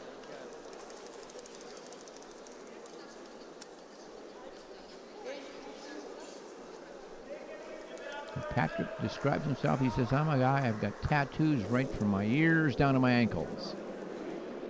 Those tattoos have been good today. 81% so far in this game. How good is he here? Wow, so close. Oh, so close. Over-curled an inch for him. Almost had the perfect raise.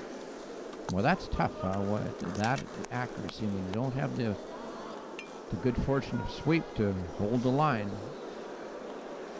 Penny and Jimmy looking on. Norway will now attempt to plug the hole. Put a stone in the middle of that port, preventing the USA from curling through and getting to their shot stone. A stone on the half of the button which has survived the entire end. It's the main counter, although the USA has 3 other stones. They're not counting.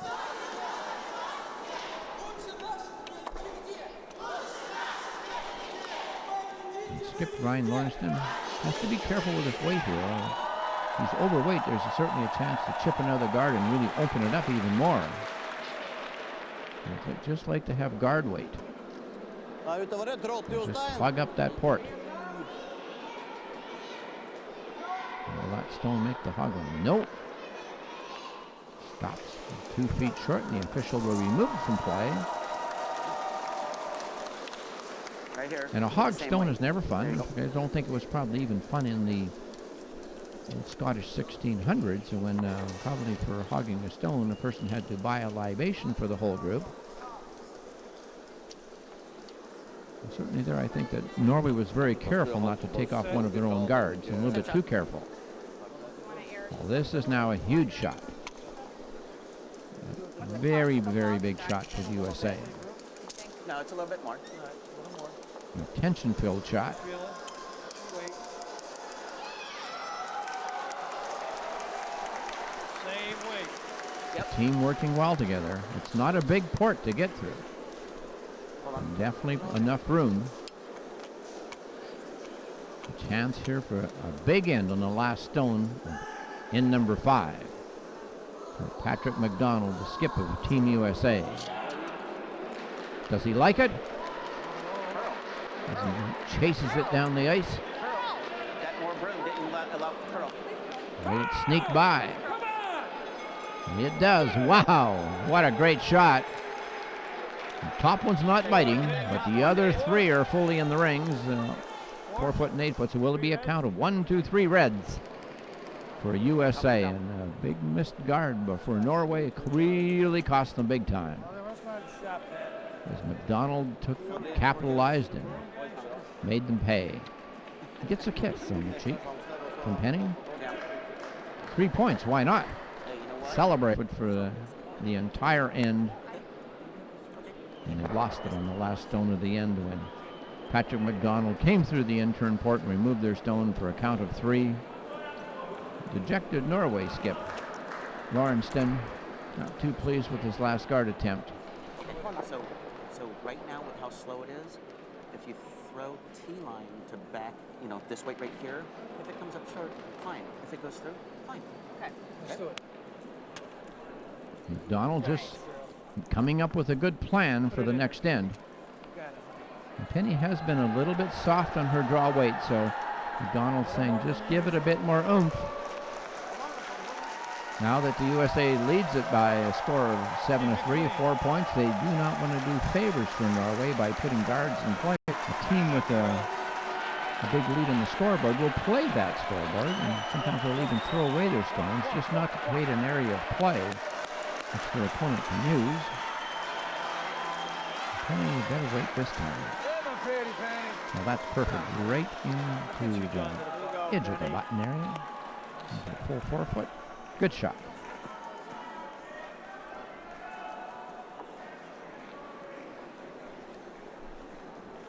Well, Norway now will have to go to work. Both teams close in their time clocks, 26 minutes for each team. They both started with 68. 26 minutes to play. 6, 7, 8. Yeah, plenty of time.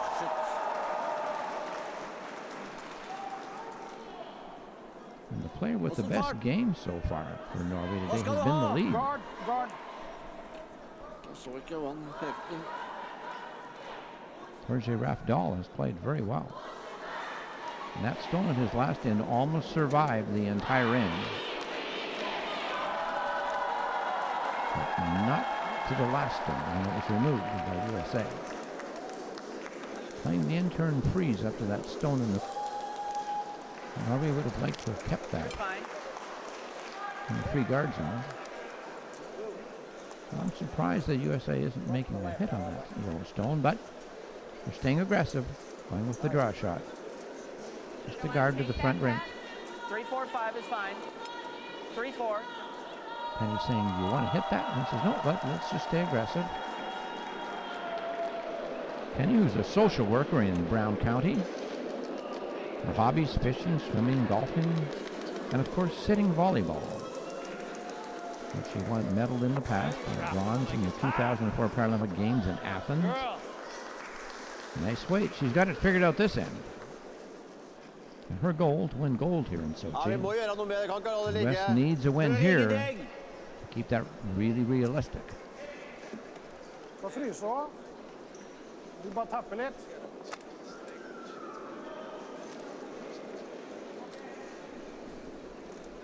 Skip Lawrenston just asking for a tap back.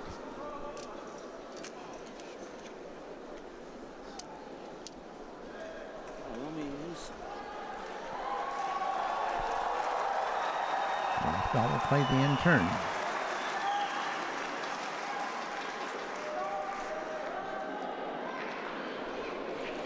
These players are always looking for how can we do it best. And Stick does a great job of grasping the handle, although it certainly looks tricky to hold on to the stone on a pullback.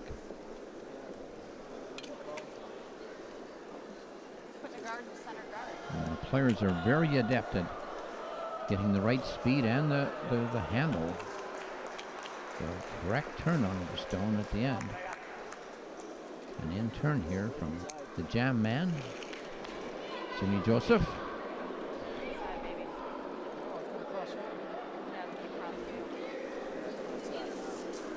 Said he wanted to try something new a number of years ago, and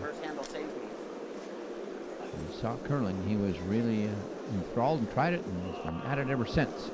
That one lost the handle at the end, and it is difficult to get the right amount of spin. And as this ice tends to soften a little bit during the game, gets a little bit flatter, stones can more easily lose their handle.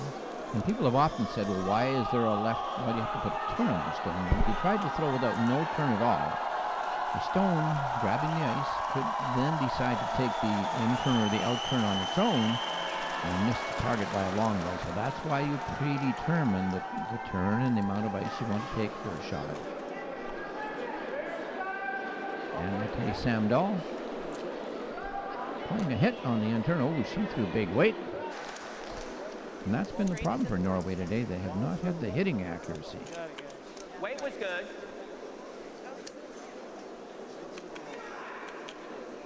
That's about 6 inches more.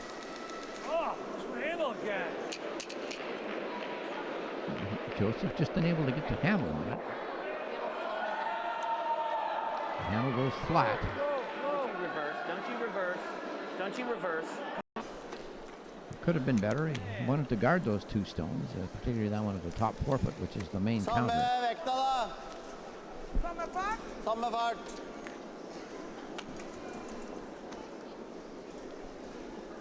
Works in client services as a social worker. Her curling club is Trondheim Curling Club in Norway. And that handle too, lost towards the end of the throw and will spin. USA stone right to. You got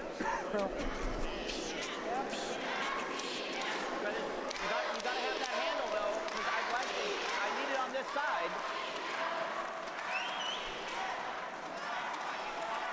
And these athletes in wheelchair curling certainly do exemplify the motto of the Paralympics, spirit in motion. They love their sport. There you go. Just waiting for the move here. We'll come in. Yep. There comes the curl now. Stone is bending fast. Sliding too far. The official comes to have a look and see if he takes it out. Or if he leaves it there. He leaves it there, so it is still touching the back line. So the official, she said, no, it's still touching the back line there. It could be biting the rings to see if the stone is in play or out of play, over the hog line or not, or say touching the rings in the free guard zone, or say on the back line as to whether or not it's in play or not. Other than that, if the stone's close to see who's his shot stone, players can only eyeball it, and they could measure, ask for a measure at the conclusion of the game. At 1 point. Norway slowly building it in here, so the USA has to be careful even with their 7-3 lead here in the. There's tremendous support from his wife and 3 children with his wheelchair curling. Okay, where's my curl? There you go. He says he hopes that his life has a positive impact on his children. Easy, easy, easy. Just showing that they can achieve anything they want to. Well, nice stone. He really blocks up the front of the forefoot. Moves Norway a little bit, but does not look like it's been enough for shot stone. Definitely an interesting end here, but Norway definitely looking to see how do we get more than one if they trail it by 4.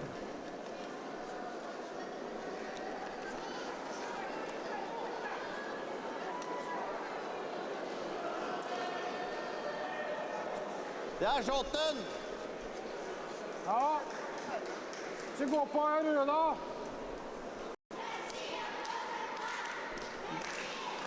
Har du dødt ned litt rann? Both these players, Lawrenston and Skip and Stordahl III, very experienced. Innlegg! They were on the team that won gold at the World Championships in 2007 and then again in 2008. So they won their first game 10-0, and they scored a 6-ender against Korea. And Korea was the silver medalist in Vancouver in 2010. It looked like they were really on their way, this Norway team. They lost to China 7-4. They're having difficulty again today. Difficulty with the ice. Just figuring out the amount of curl for their take. Litt for rolig. Det er jævlig bra den Røda, vet du. On this side? I mean, because they've got the perfect run. Well,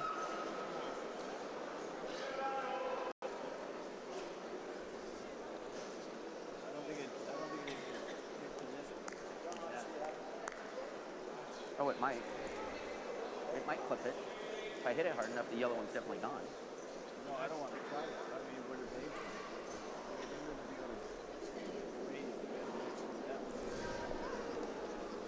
No, I don't think they could. Not to do any kind of soft weight or anything, no, because if they hit anything of this, they'd have to hit it over here to get it to go in. So I don't think that's fine. I say just drop another one in. Yeah. Donald making the decision along with Palmer. Says let's play the out turn and just drop another stone right into the 4-foot area.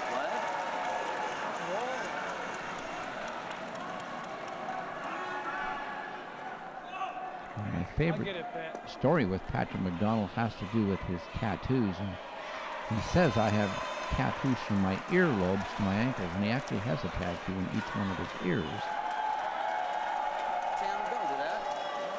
And they are both Indian tribal.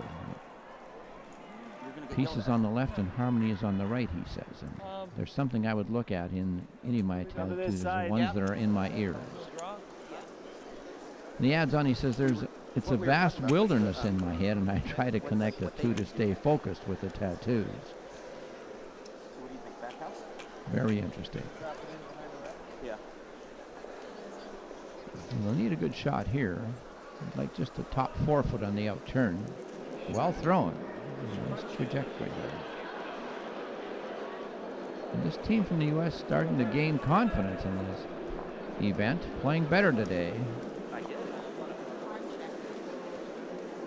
Just not quite strong enough on the weight there from Patrick McDonald, and that's what the U.S. has struggled with in this event, although they are better today.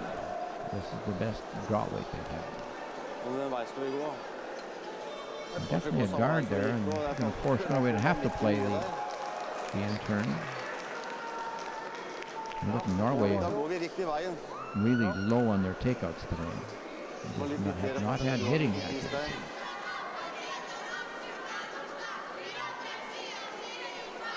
It's not an end that's sitting very well for them. U.S. has shot stone. It's hard to get to. They could play the yellow rays up at the top right-hand side of the rings.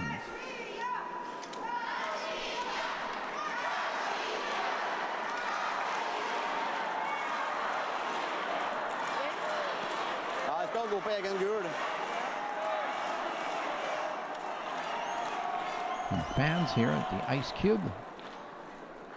Very noisy in the draw today, and that's wonderful. The players love to play in front of a packed house.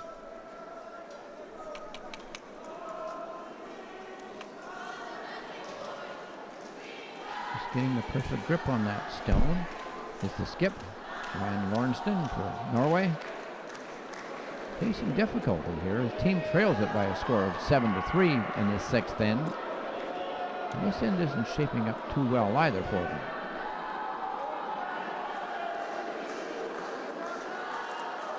playing a soft tap. Oh, that's a beautiful stone. Very nice shot. Well thought out and very well executed. And full marks for that shot. Now Norway lies one. I'll say his second shot and third. But Norway has a possibility of getting two The thing is where do we with get the it? hammer. Well, right about where that 8 is. Where that 8 is on the other side. It'll send it right always into that, and even if it comes off of that, it'll... Come on, guys. Tick tock. Tick tock. We gotta watch our time now, though. Look it up. USA feeling they are catch a it little right bit tight there. on time, so they want to play quick here. Yeah, if we catch it right here. I mean, that's going to send...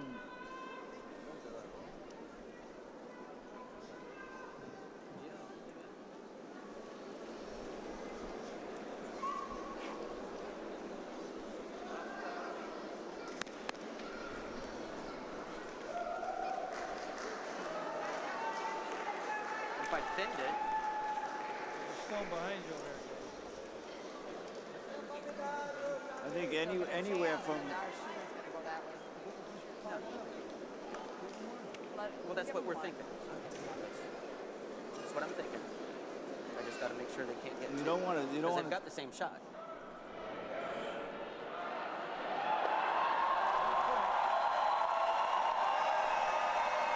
Okay, get out of the I way so say we Steve put can one see. right. I say we put one right What's the stone? Stone. there. Yeah, but they're gonna do the exact same shot. If it's high enough, they're not. No, they're gonna come this way. They know. I'm thinking if we just do a heavy draw, hit this one straight back, that goes that way, but what? Called a timeout. Steve Brown, Oh, the coach. that. I mean, if we put something over here to try to let them have one, they have the same shot. I mean, So I granted think- it would be the other turn, but Here's his only shot right now. He's number 1 into number 4. He can try and W out, okay? So you only got 1 rock left? yeah. And even that would only get him 2. But you can't move your red rock. I think you just take that away. I think he's going to have a hard time getting 2. Okay, so just take away his double-double? Yeah. Okay, because I mean, he can even hit this one with T-line weight and do 6-4. Now the question is, which turn do we come in if we're trying to put a guard here? Because it's Whichever curling. one you know the ice best for. That side... This side, that's He how gets slow. his minute, and the official shoos him away. About 8 inches out, right in the middle between the red and the foam. USA with 18 minutes left on their clock. Hustling now to play this stone. As we watch Patrick McDonald hit down the ice. He talks about the inspiration of his grandfather, who lost a leg in the Second World War. His grandfather really taught him how to be tough when he had his injury. It was his inspiration.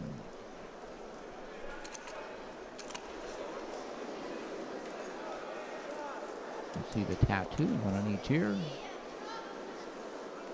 And the tattoo man will attempt to play the perfect guard here. Keep Norway just to 1. A wise decision. He won't hurt himself with his shot.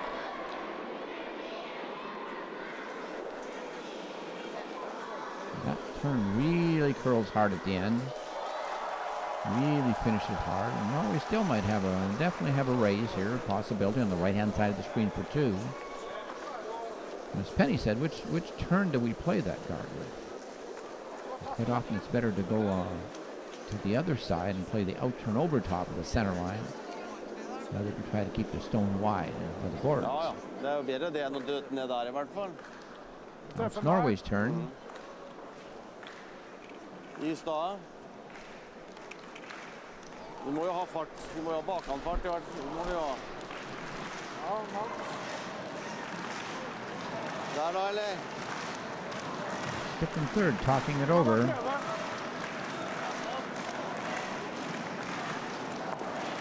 It'll be the end turn with just back line weight. A double raise up. One yellow, one of the other yellow into the 4-foot area. For Lawrencetown, the 52-year-old skip. Won gold in the World Championships in 2007 and 2008. He's no stranger to big shots. Both teams with 17 minutes now. Så langt fra streken, gitt. Det mulighet for å dra på andre siden, eller? And 2 ends to play. Det noen mulighet for å dra her? Det tror jeg ikke. Jeg kommer ikke inn. Nei. And coming back to the first choice, staying with the double raise. Stordahl holding the broom as target as his skipper. Ryan Lawrencetown will play the end turn, double tap up. Must have a bit more than draw weight because he has 2 stones to move, and every time a stone is moved, it loses a little bit of energy from the throw.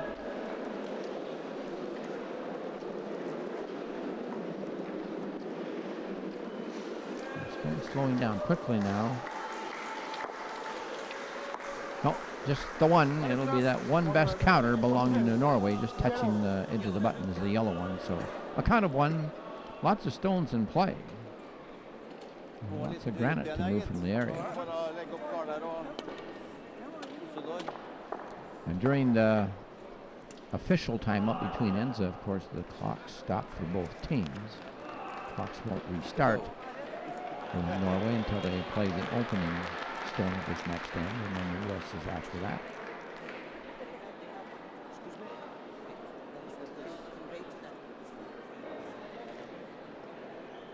A good end for the USA. They forced Norway to only take 1. USA still leads it by a score of 7-4. Still that 3-point lead after 6 full ends of play. We'll see if Norway can mount a charge here in end 7 with only 2 more ends left in regulation play.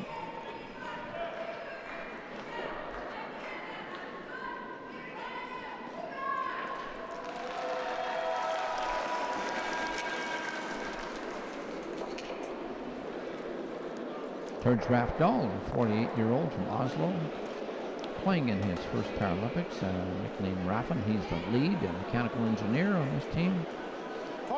He loves fast cars.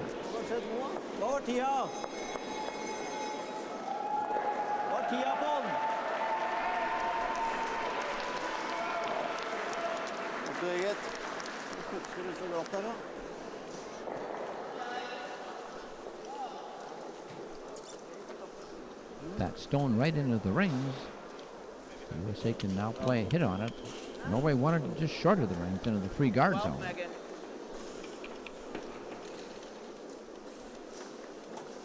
So we have a substitute player in now. Penny Greeley has left the game, and Megan Leno comes into the game. A substitute, 29-year-old from East Farmouth, Cape Cod area of Massachusetts. A lefty. Played the hit, but a little bit slow, but into the rings. Probably a little bit surprised to get the call. Perhaps Penny wasn't feeling well. Penny Greeley, that is, and she left the game.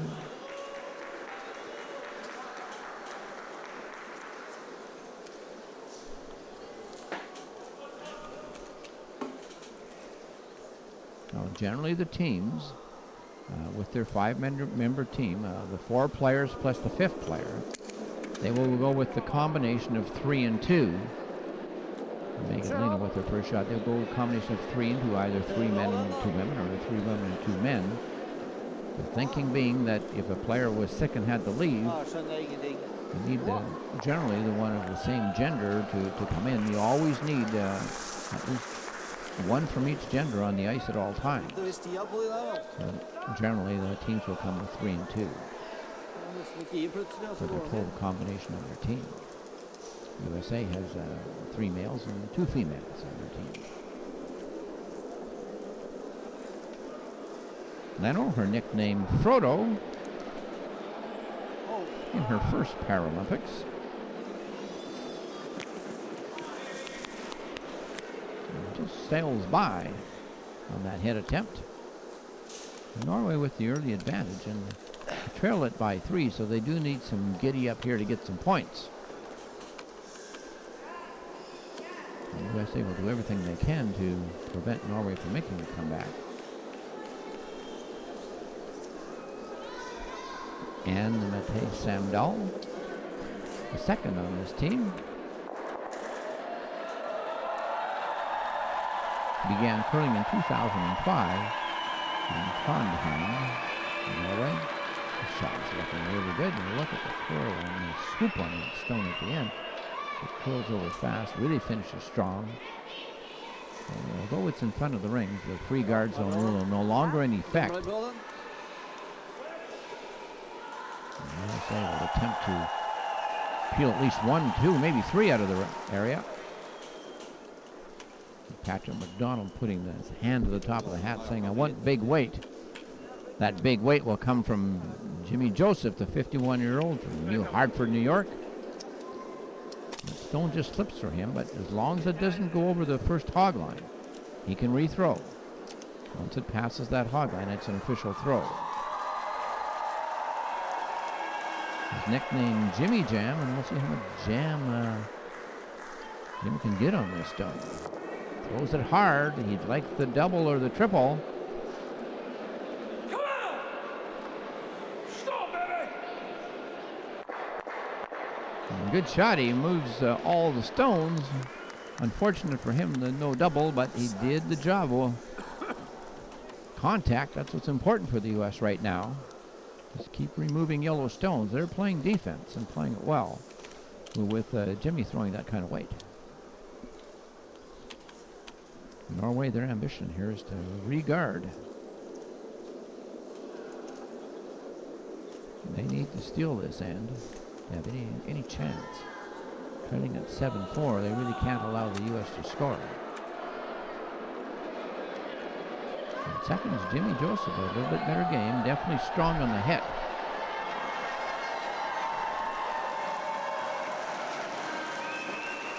Looks out pretty good just to nestle off that over for the perfect guard. This time it will probably be the out turn. Let's see. Let's turn out. We'll go with the in turn again. Same thing. If you nose it, they're both gone. Looking for the double. It'll be the same thing. Throw big up weight. Jam man fires that one. How's the accuracy? Looks good. Gets rid of the one, opens it up. Good shot. That's definitely what the U.S. has to do in this end. Just keep whittling away, getting rid of yellow stones, and perhaps they can open it up enough to get a shot at the shot stone. Megan Leno now into the game, replacing Penny Greeley. Of course, that would be a Steve Brown, the coach decision, along with Rusty Schreiber, the assistant coach. Steve Brown, a longtime famous curler from the USA. His son, Craig, is fifth man here for the Schuster team during the Olympics, and his daughter Erica, Steve's daughter Erica, skip of the women's team.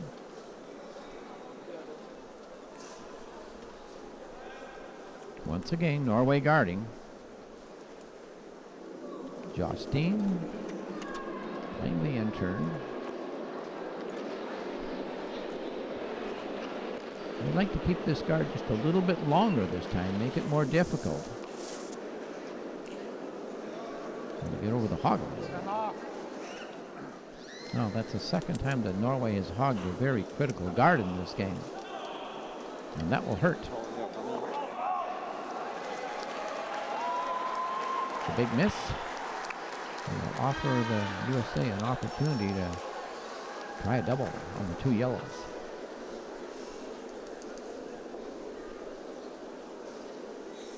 Palmer. Nashby, Miss Massachusetts. Jimmy Joseph helping with the line. Well, another jam straight back. Moves both yellows again. 1 by 1. They're leaving as the U.S. is whittling away. Only the one yellow left in the rings now. Det er shoten.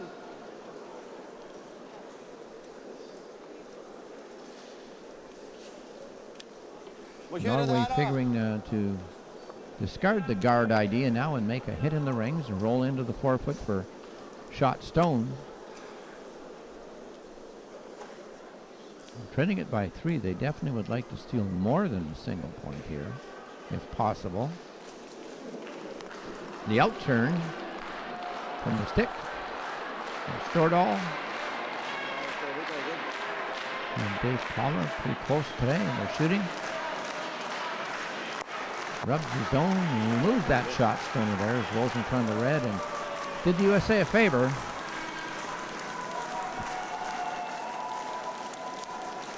USA now shot stone. And they'll take that break. See if they can use it.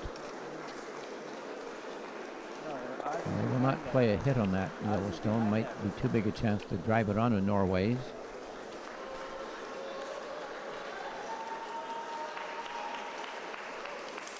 It'll be the draw instead for Palmer on the outturn.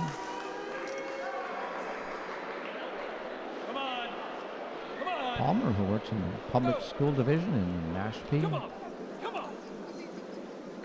will have the weight and not very much handle. Just enough to tap into the top 12 foot at that 12 o'clock position.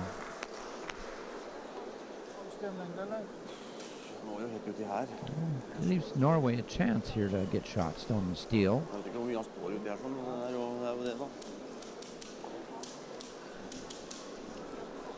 Vi kan jo prøve å dra på første, da. Vi har jo 1-2 sten igjen.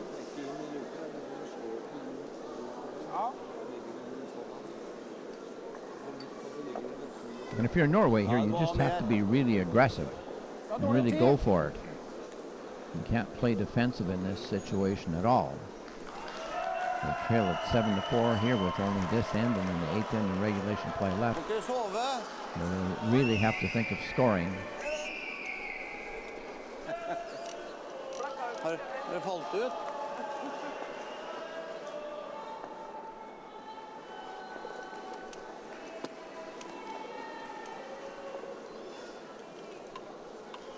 Patrick McDonald in behind, already talking about his shot, planning what he will do. And 2 skips in this game today, really master strategists. Really understand the game well.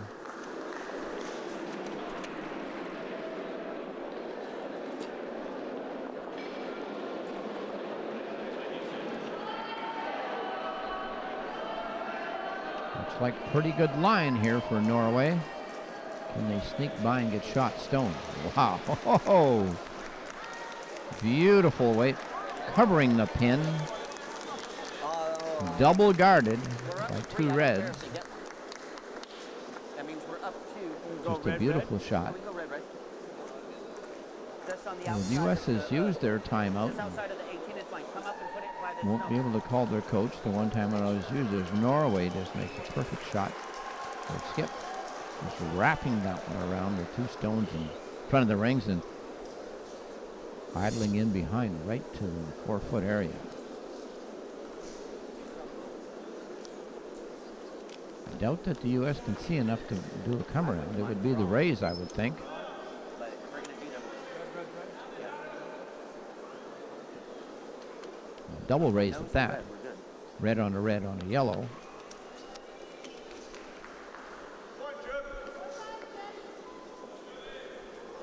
And as Patrick said of their 2 losses so far, he says it doesn't mean anything.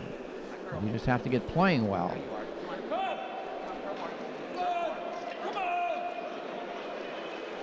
One on the other, and a tap up.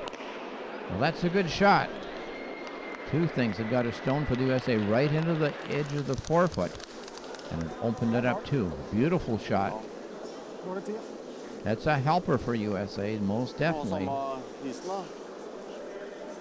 And for Norway, they can probably only steal the 1 here now if they get a good guard. They must do that first of all. Is their second in net, and that pays Samdahl. Looks on to the situation. Patrick, instead of their 2 losses so far, he says it doesn't mean anything. You just have to get playing well. One on the other, and a tap up. Well, that's a good shot. 2 things that got a stone for the USA right into the edge of the 4-foot, and it opened it up too. Beautiful shot. That's a helper for USA, most definitely. And for Norway, they can probably only steal the 1 here now if they get a good guard. Is their second in net, and that pays Samdahl. Looks on to the situation. A nice shot there, making that raise and opening it up for the U.S. by Patrick McDonald.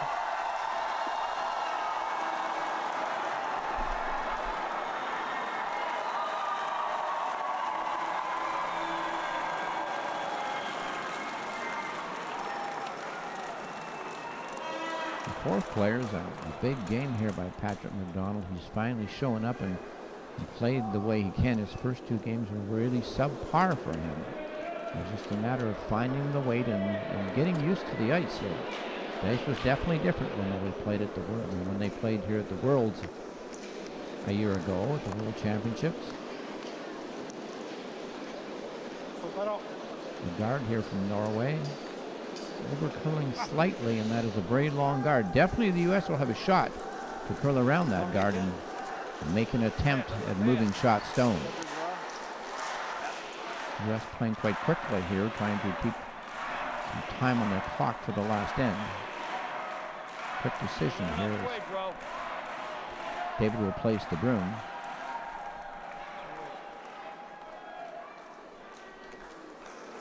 And Patrick with the outturn. Last stone of N7 will come from the USA. It's a chance for 3. Took a lot of ice though, and matters the weight, of course.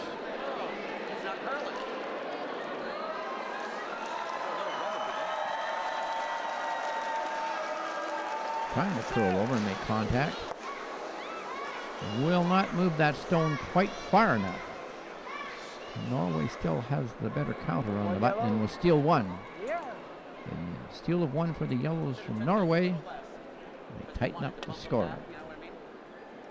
Just a shade too much ice there for the USA.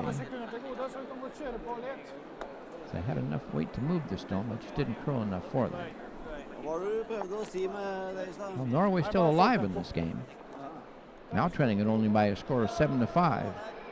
Hitting in the 8th end, the last end of regulation play.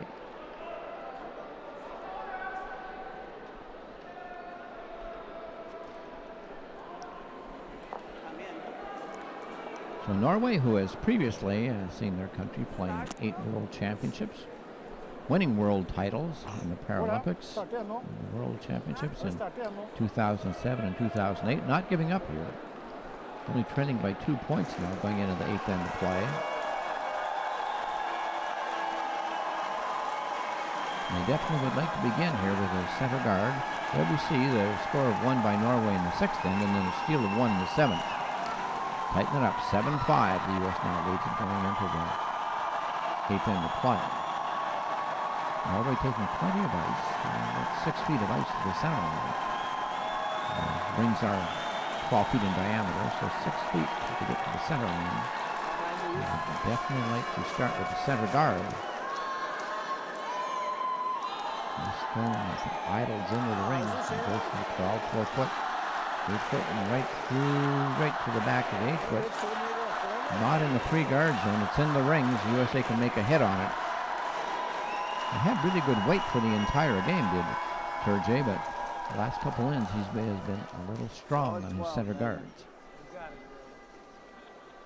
Megan Lino into the game and did not have good fortune with the 2 hits she played in the 7th inning when she was called into the game. Looking for a hit here on the stone belonging to Norway.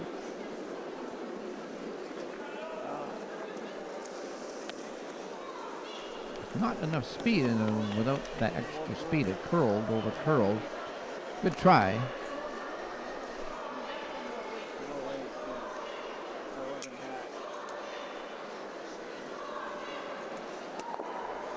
Norway with the single counter still would like the center guard out in front. A stone which they could bury behind. A little bit less weight needed here from Rafdal. 48-year-old from Oslo, Norway, in his first Paralympics. Has played in 3 World Championships in 2011 and 12 and 13. And Raffin, as he's known, makes it good. It is a guard. Same weight, Megan.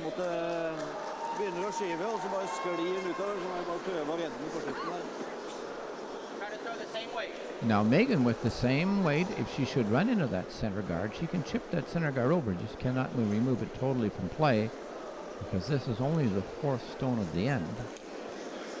And the three guards in it states that a stone cannot be removed entirely from play, an opponent's stone that is, until after the fourth stone of the end is in play.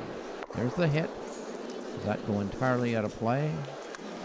Yes, it does, so that it will be replaced as close to where it was as possible. Patrick marks the spot. The official puts the stone back, and the shooter is taken out. So that's the penalty for the infraction. The opposing team stone goes back in play. Well, that was the fourth stone, so now the free guards are no longer in effect. So Norway has the setup here. Counting one. They have a center guard. Sam Dahl will have to get another counter in behind.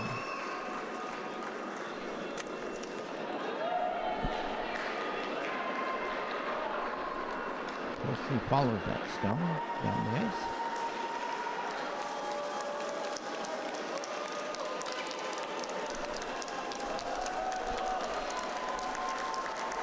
He's short of the rings, but still a usable guard by Norway.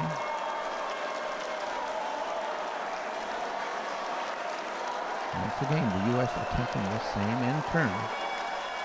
This is now an either-or shot. Jimmy could peel off the guard or get the back one.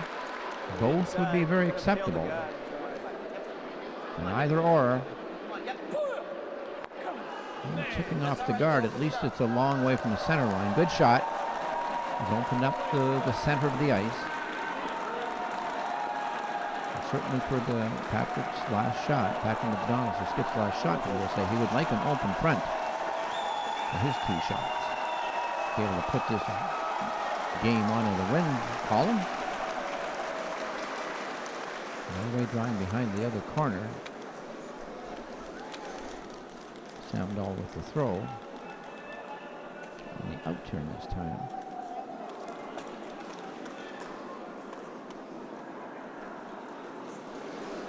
I'll just use the stopwatch to get a reading on the time. Around 13 seconds, hog to hog for a nice draw weight. That one doesn't have the speed.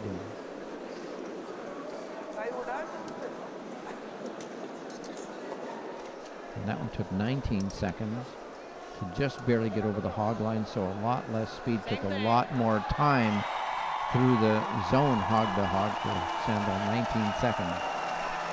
Need about 13 seconds for that stone to get all the way to the tee line.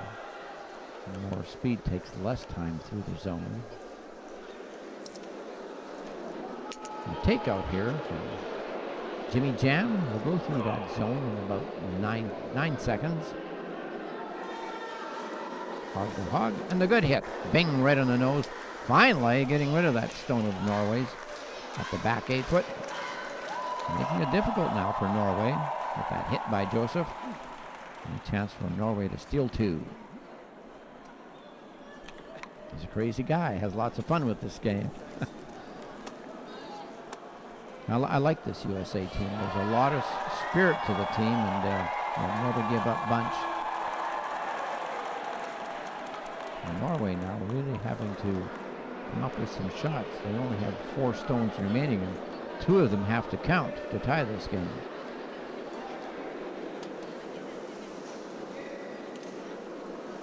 Good line there, but will it be enough speed to make it to the rings? Well, it rubs on the guard. So Norway definitely owns the front of the rings with 4 guards out there. And nothing in the ring for them as counters. Huh?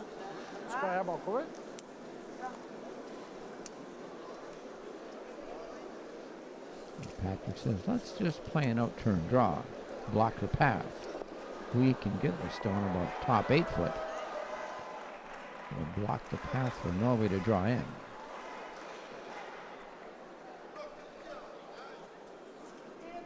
Let's see what the stopwatch says on this draw attempt. By David Palmer.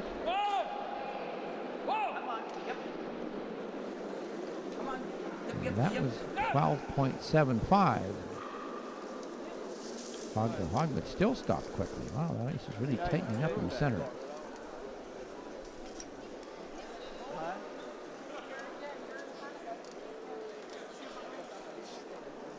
And a stone which grabs any debris,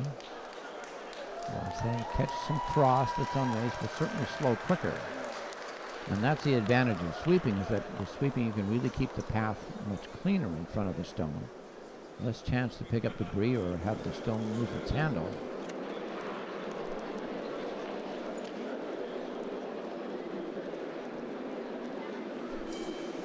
Last stone here for Norway from their third, and they have to count 2 of these last 3 stones. That one too stops very quickly, losing its handle, and that side of the ice coming in now is really flattening out and starting to get quite slow.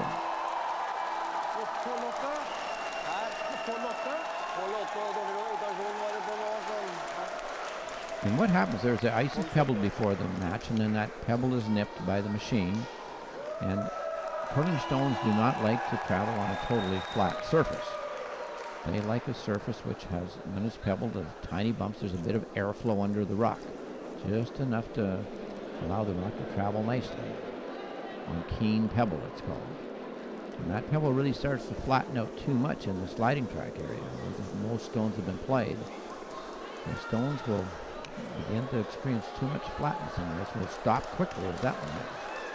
And that area in the center is really getting slow now.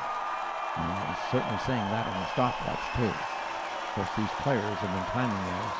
It could be actually keener out by the board areas now than it is down the middle of the sheet. The stone might slide much better and find better pebble out in the wide areas. The pebble hasn't been used as much and worn down. And Norway playing the in-turn tap, and nothing easy here for them. That center area isn't really a friendly area right now.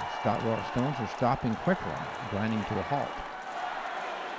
And Norway with 4 minutes left on their clock now, 3:57. 2 more stones to play, definitely enough time. Their clock will stop while the USA shoots. Skip, Ryan Lornston. He skipped a fine game, but his team has not executed well on the hits in particular.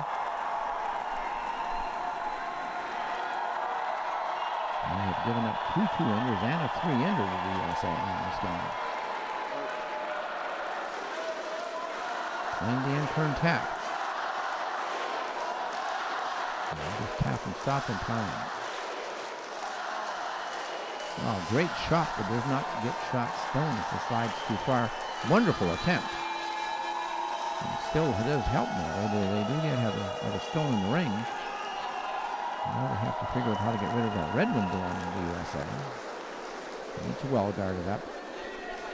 Unless they replace another guard.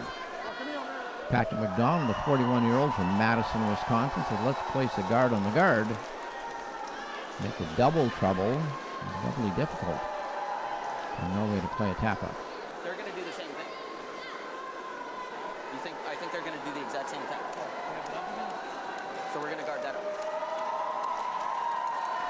Who shot? We are. Jimmy Joseph getting the info from his skip. Embraced the chair for Patrick's throw. I know.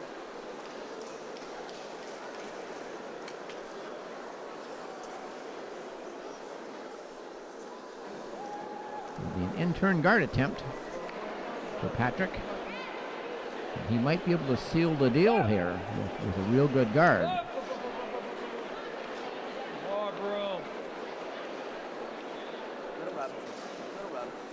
All right. That worked out pretty good. Good job, Pat. Very difficult now for Norway. Shot stone at the back of the 8-foot. The red one belongs to the USA. Norway has to figure out a way to remove that stone and have 2 of their yellow ones in the rings. They trail it by 2. This is their last stone. Definitely nothing easy for them. There's 2 long yellows they could use.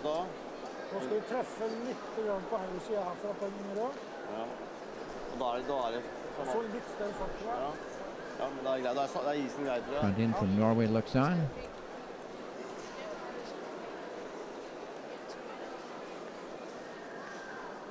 They realize this is a an all or nothing shot. Very, very difficult long raise.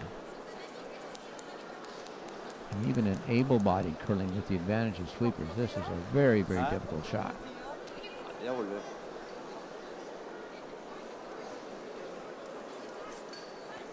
Must be absolutely perfect.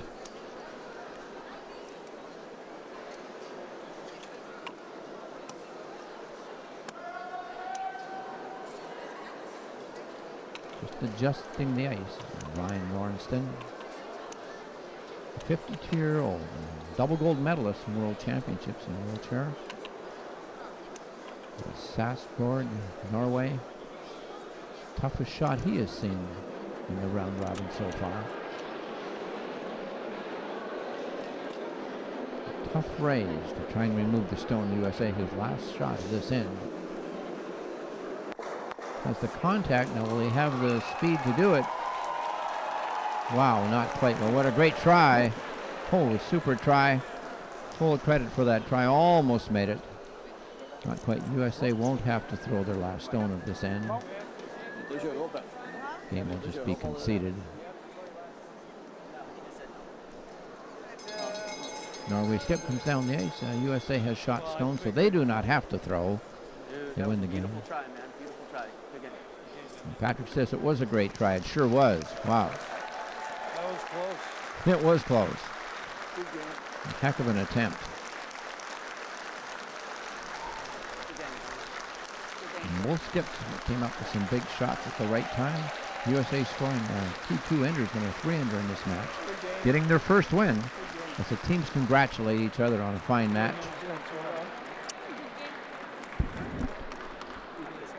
And Megan came in for the last 2 ends to replace Penny. And Patrick, his best game so far. Shot high percentages, played the way he can. Much better than he was in the first 2 games. Found the ice better for his own shooting. Well, I'm staying for practice, so I don't want to, but I'm gonna. And the U.S. now a chance to practice a little bit. Actually, they might throw a few stones. The crowd here really enjoying the game between the 2 teams today.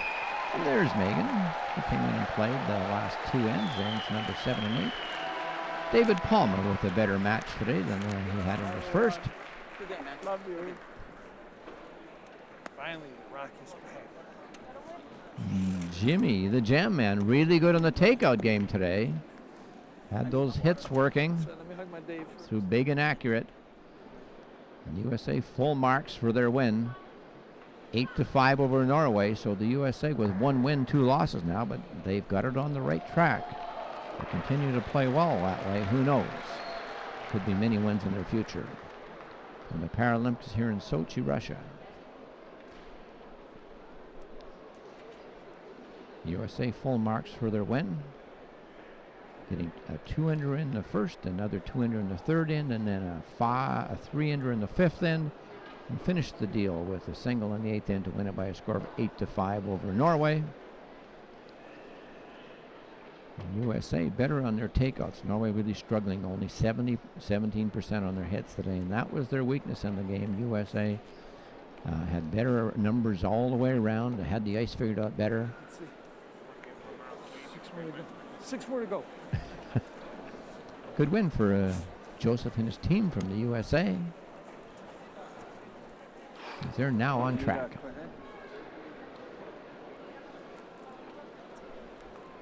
Thank you.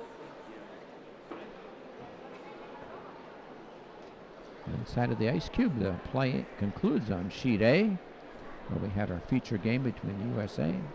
They down Norway by a score of 8-5, and Norway won their first, lost their next 2, so they'll definitely look to regroup.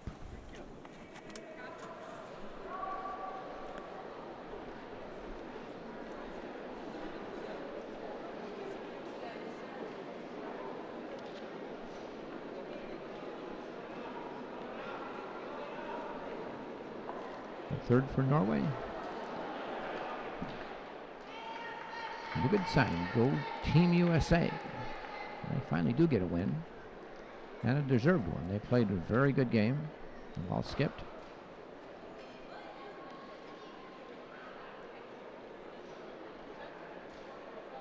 here at the Ice Cube in Sochi, Russia. Beautiful ice inside the arena and beautiful weather outside.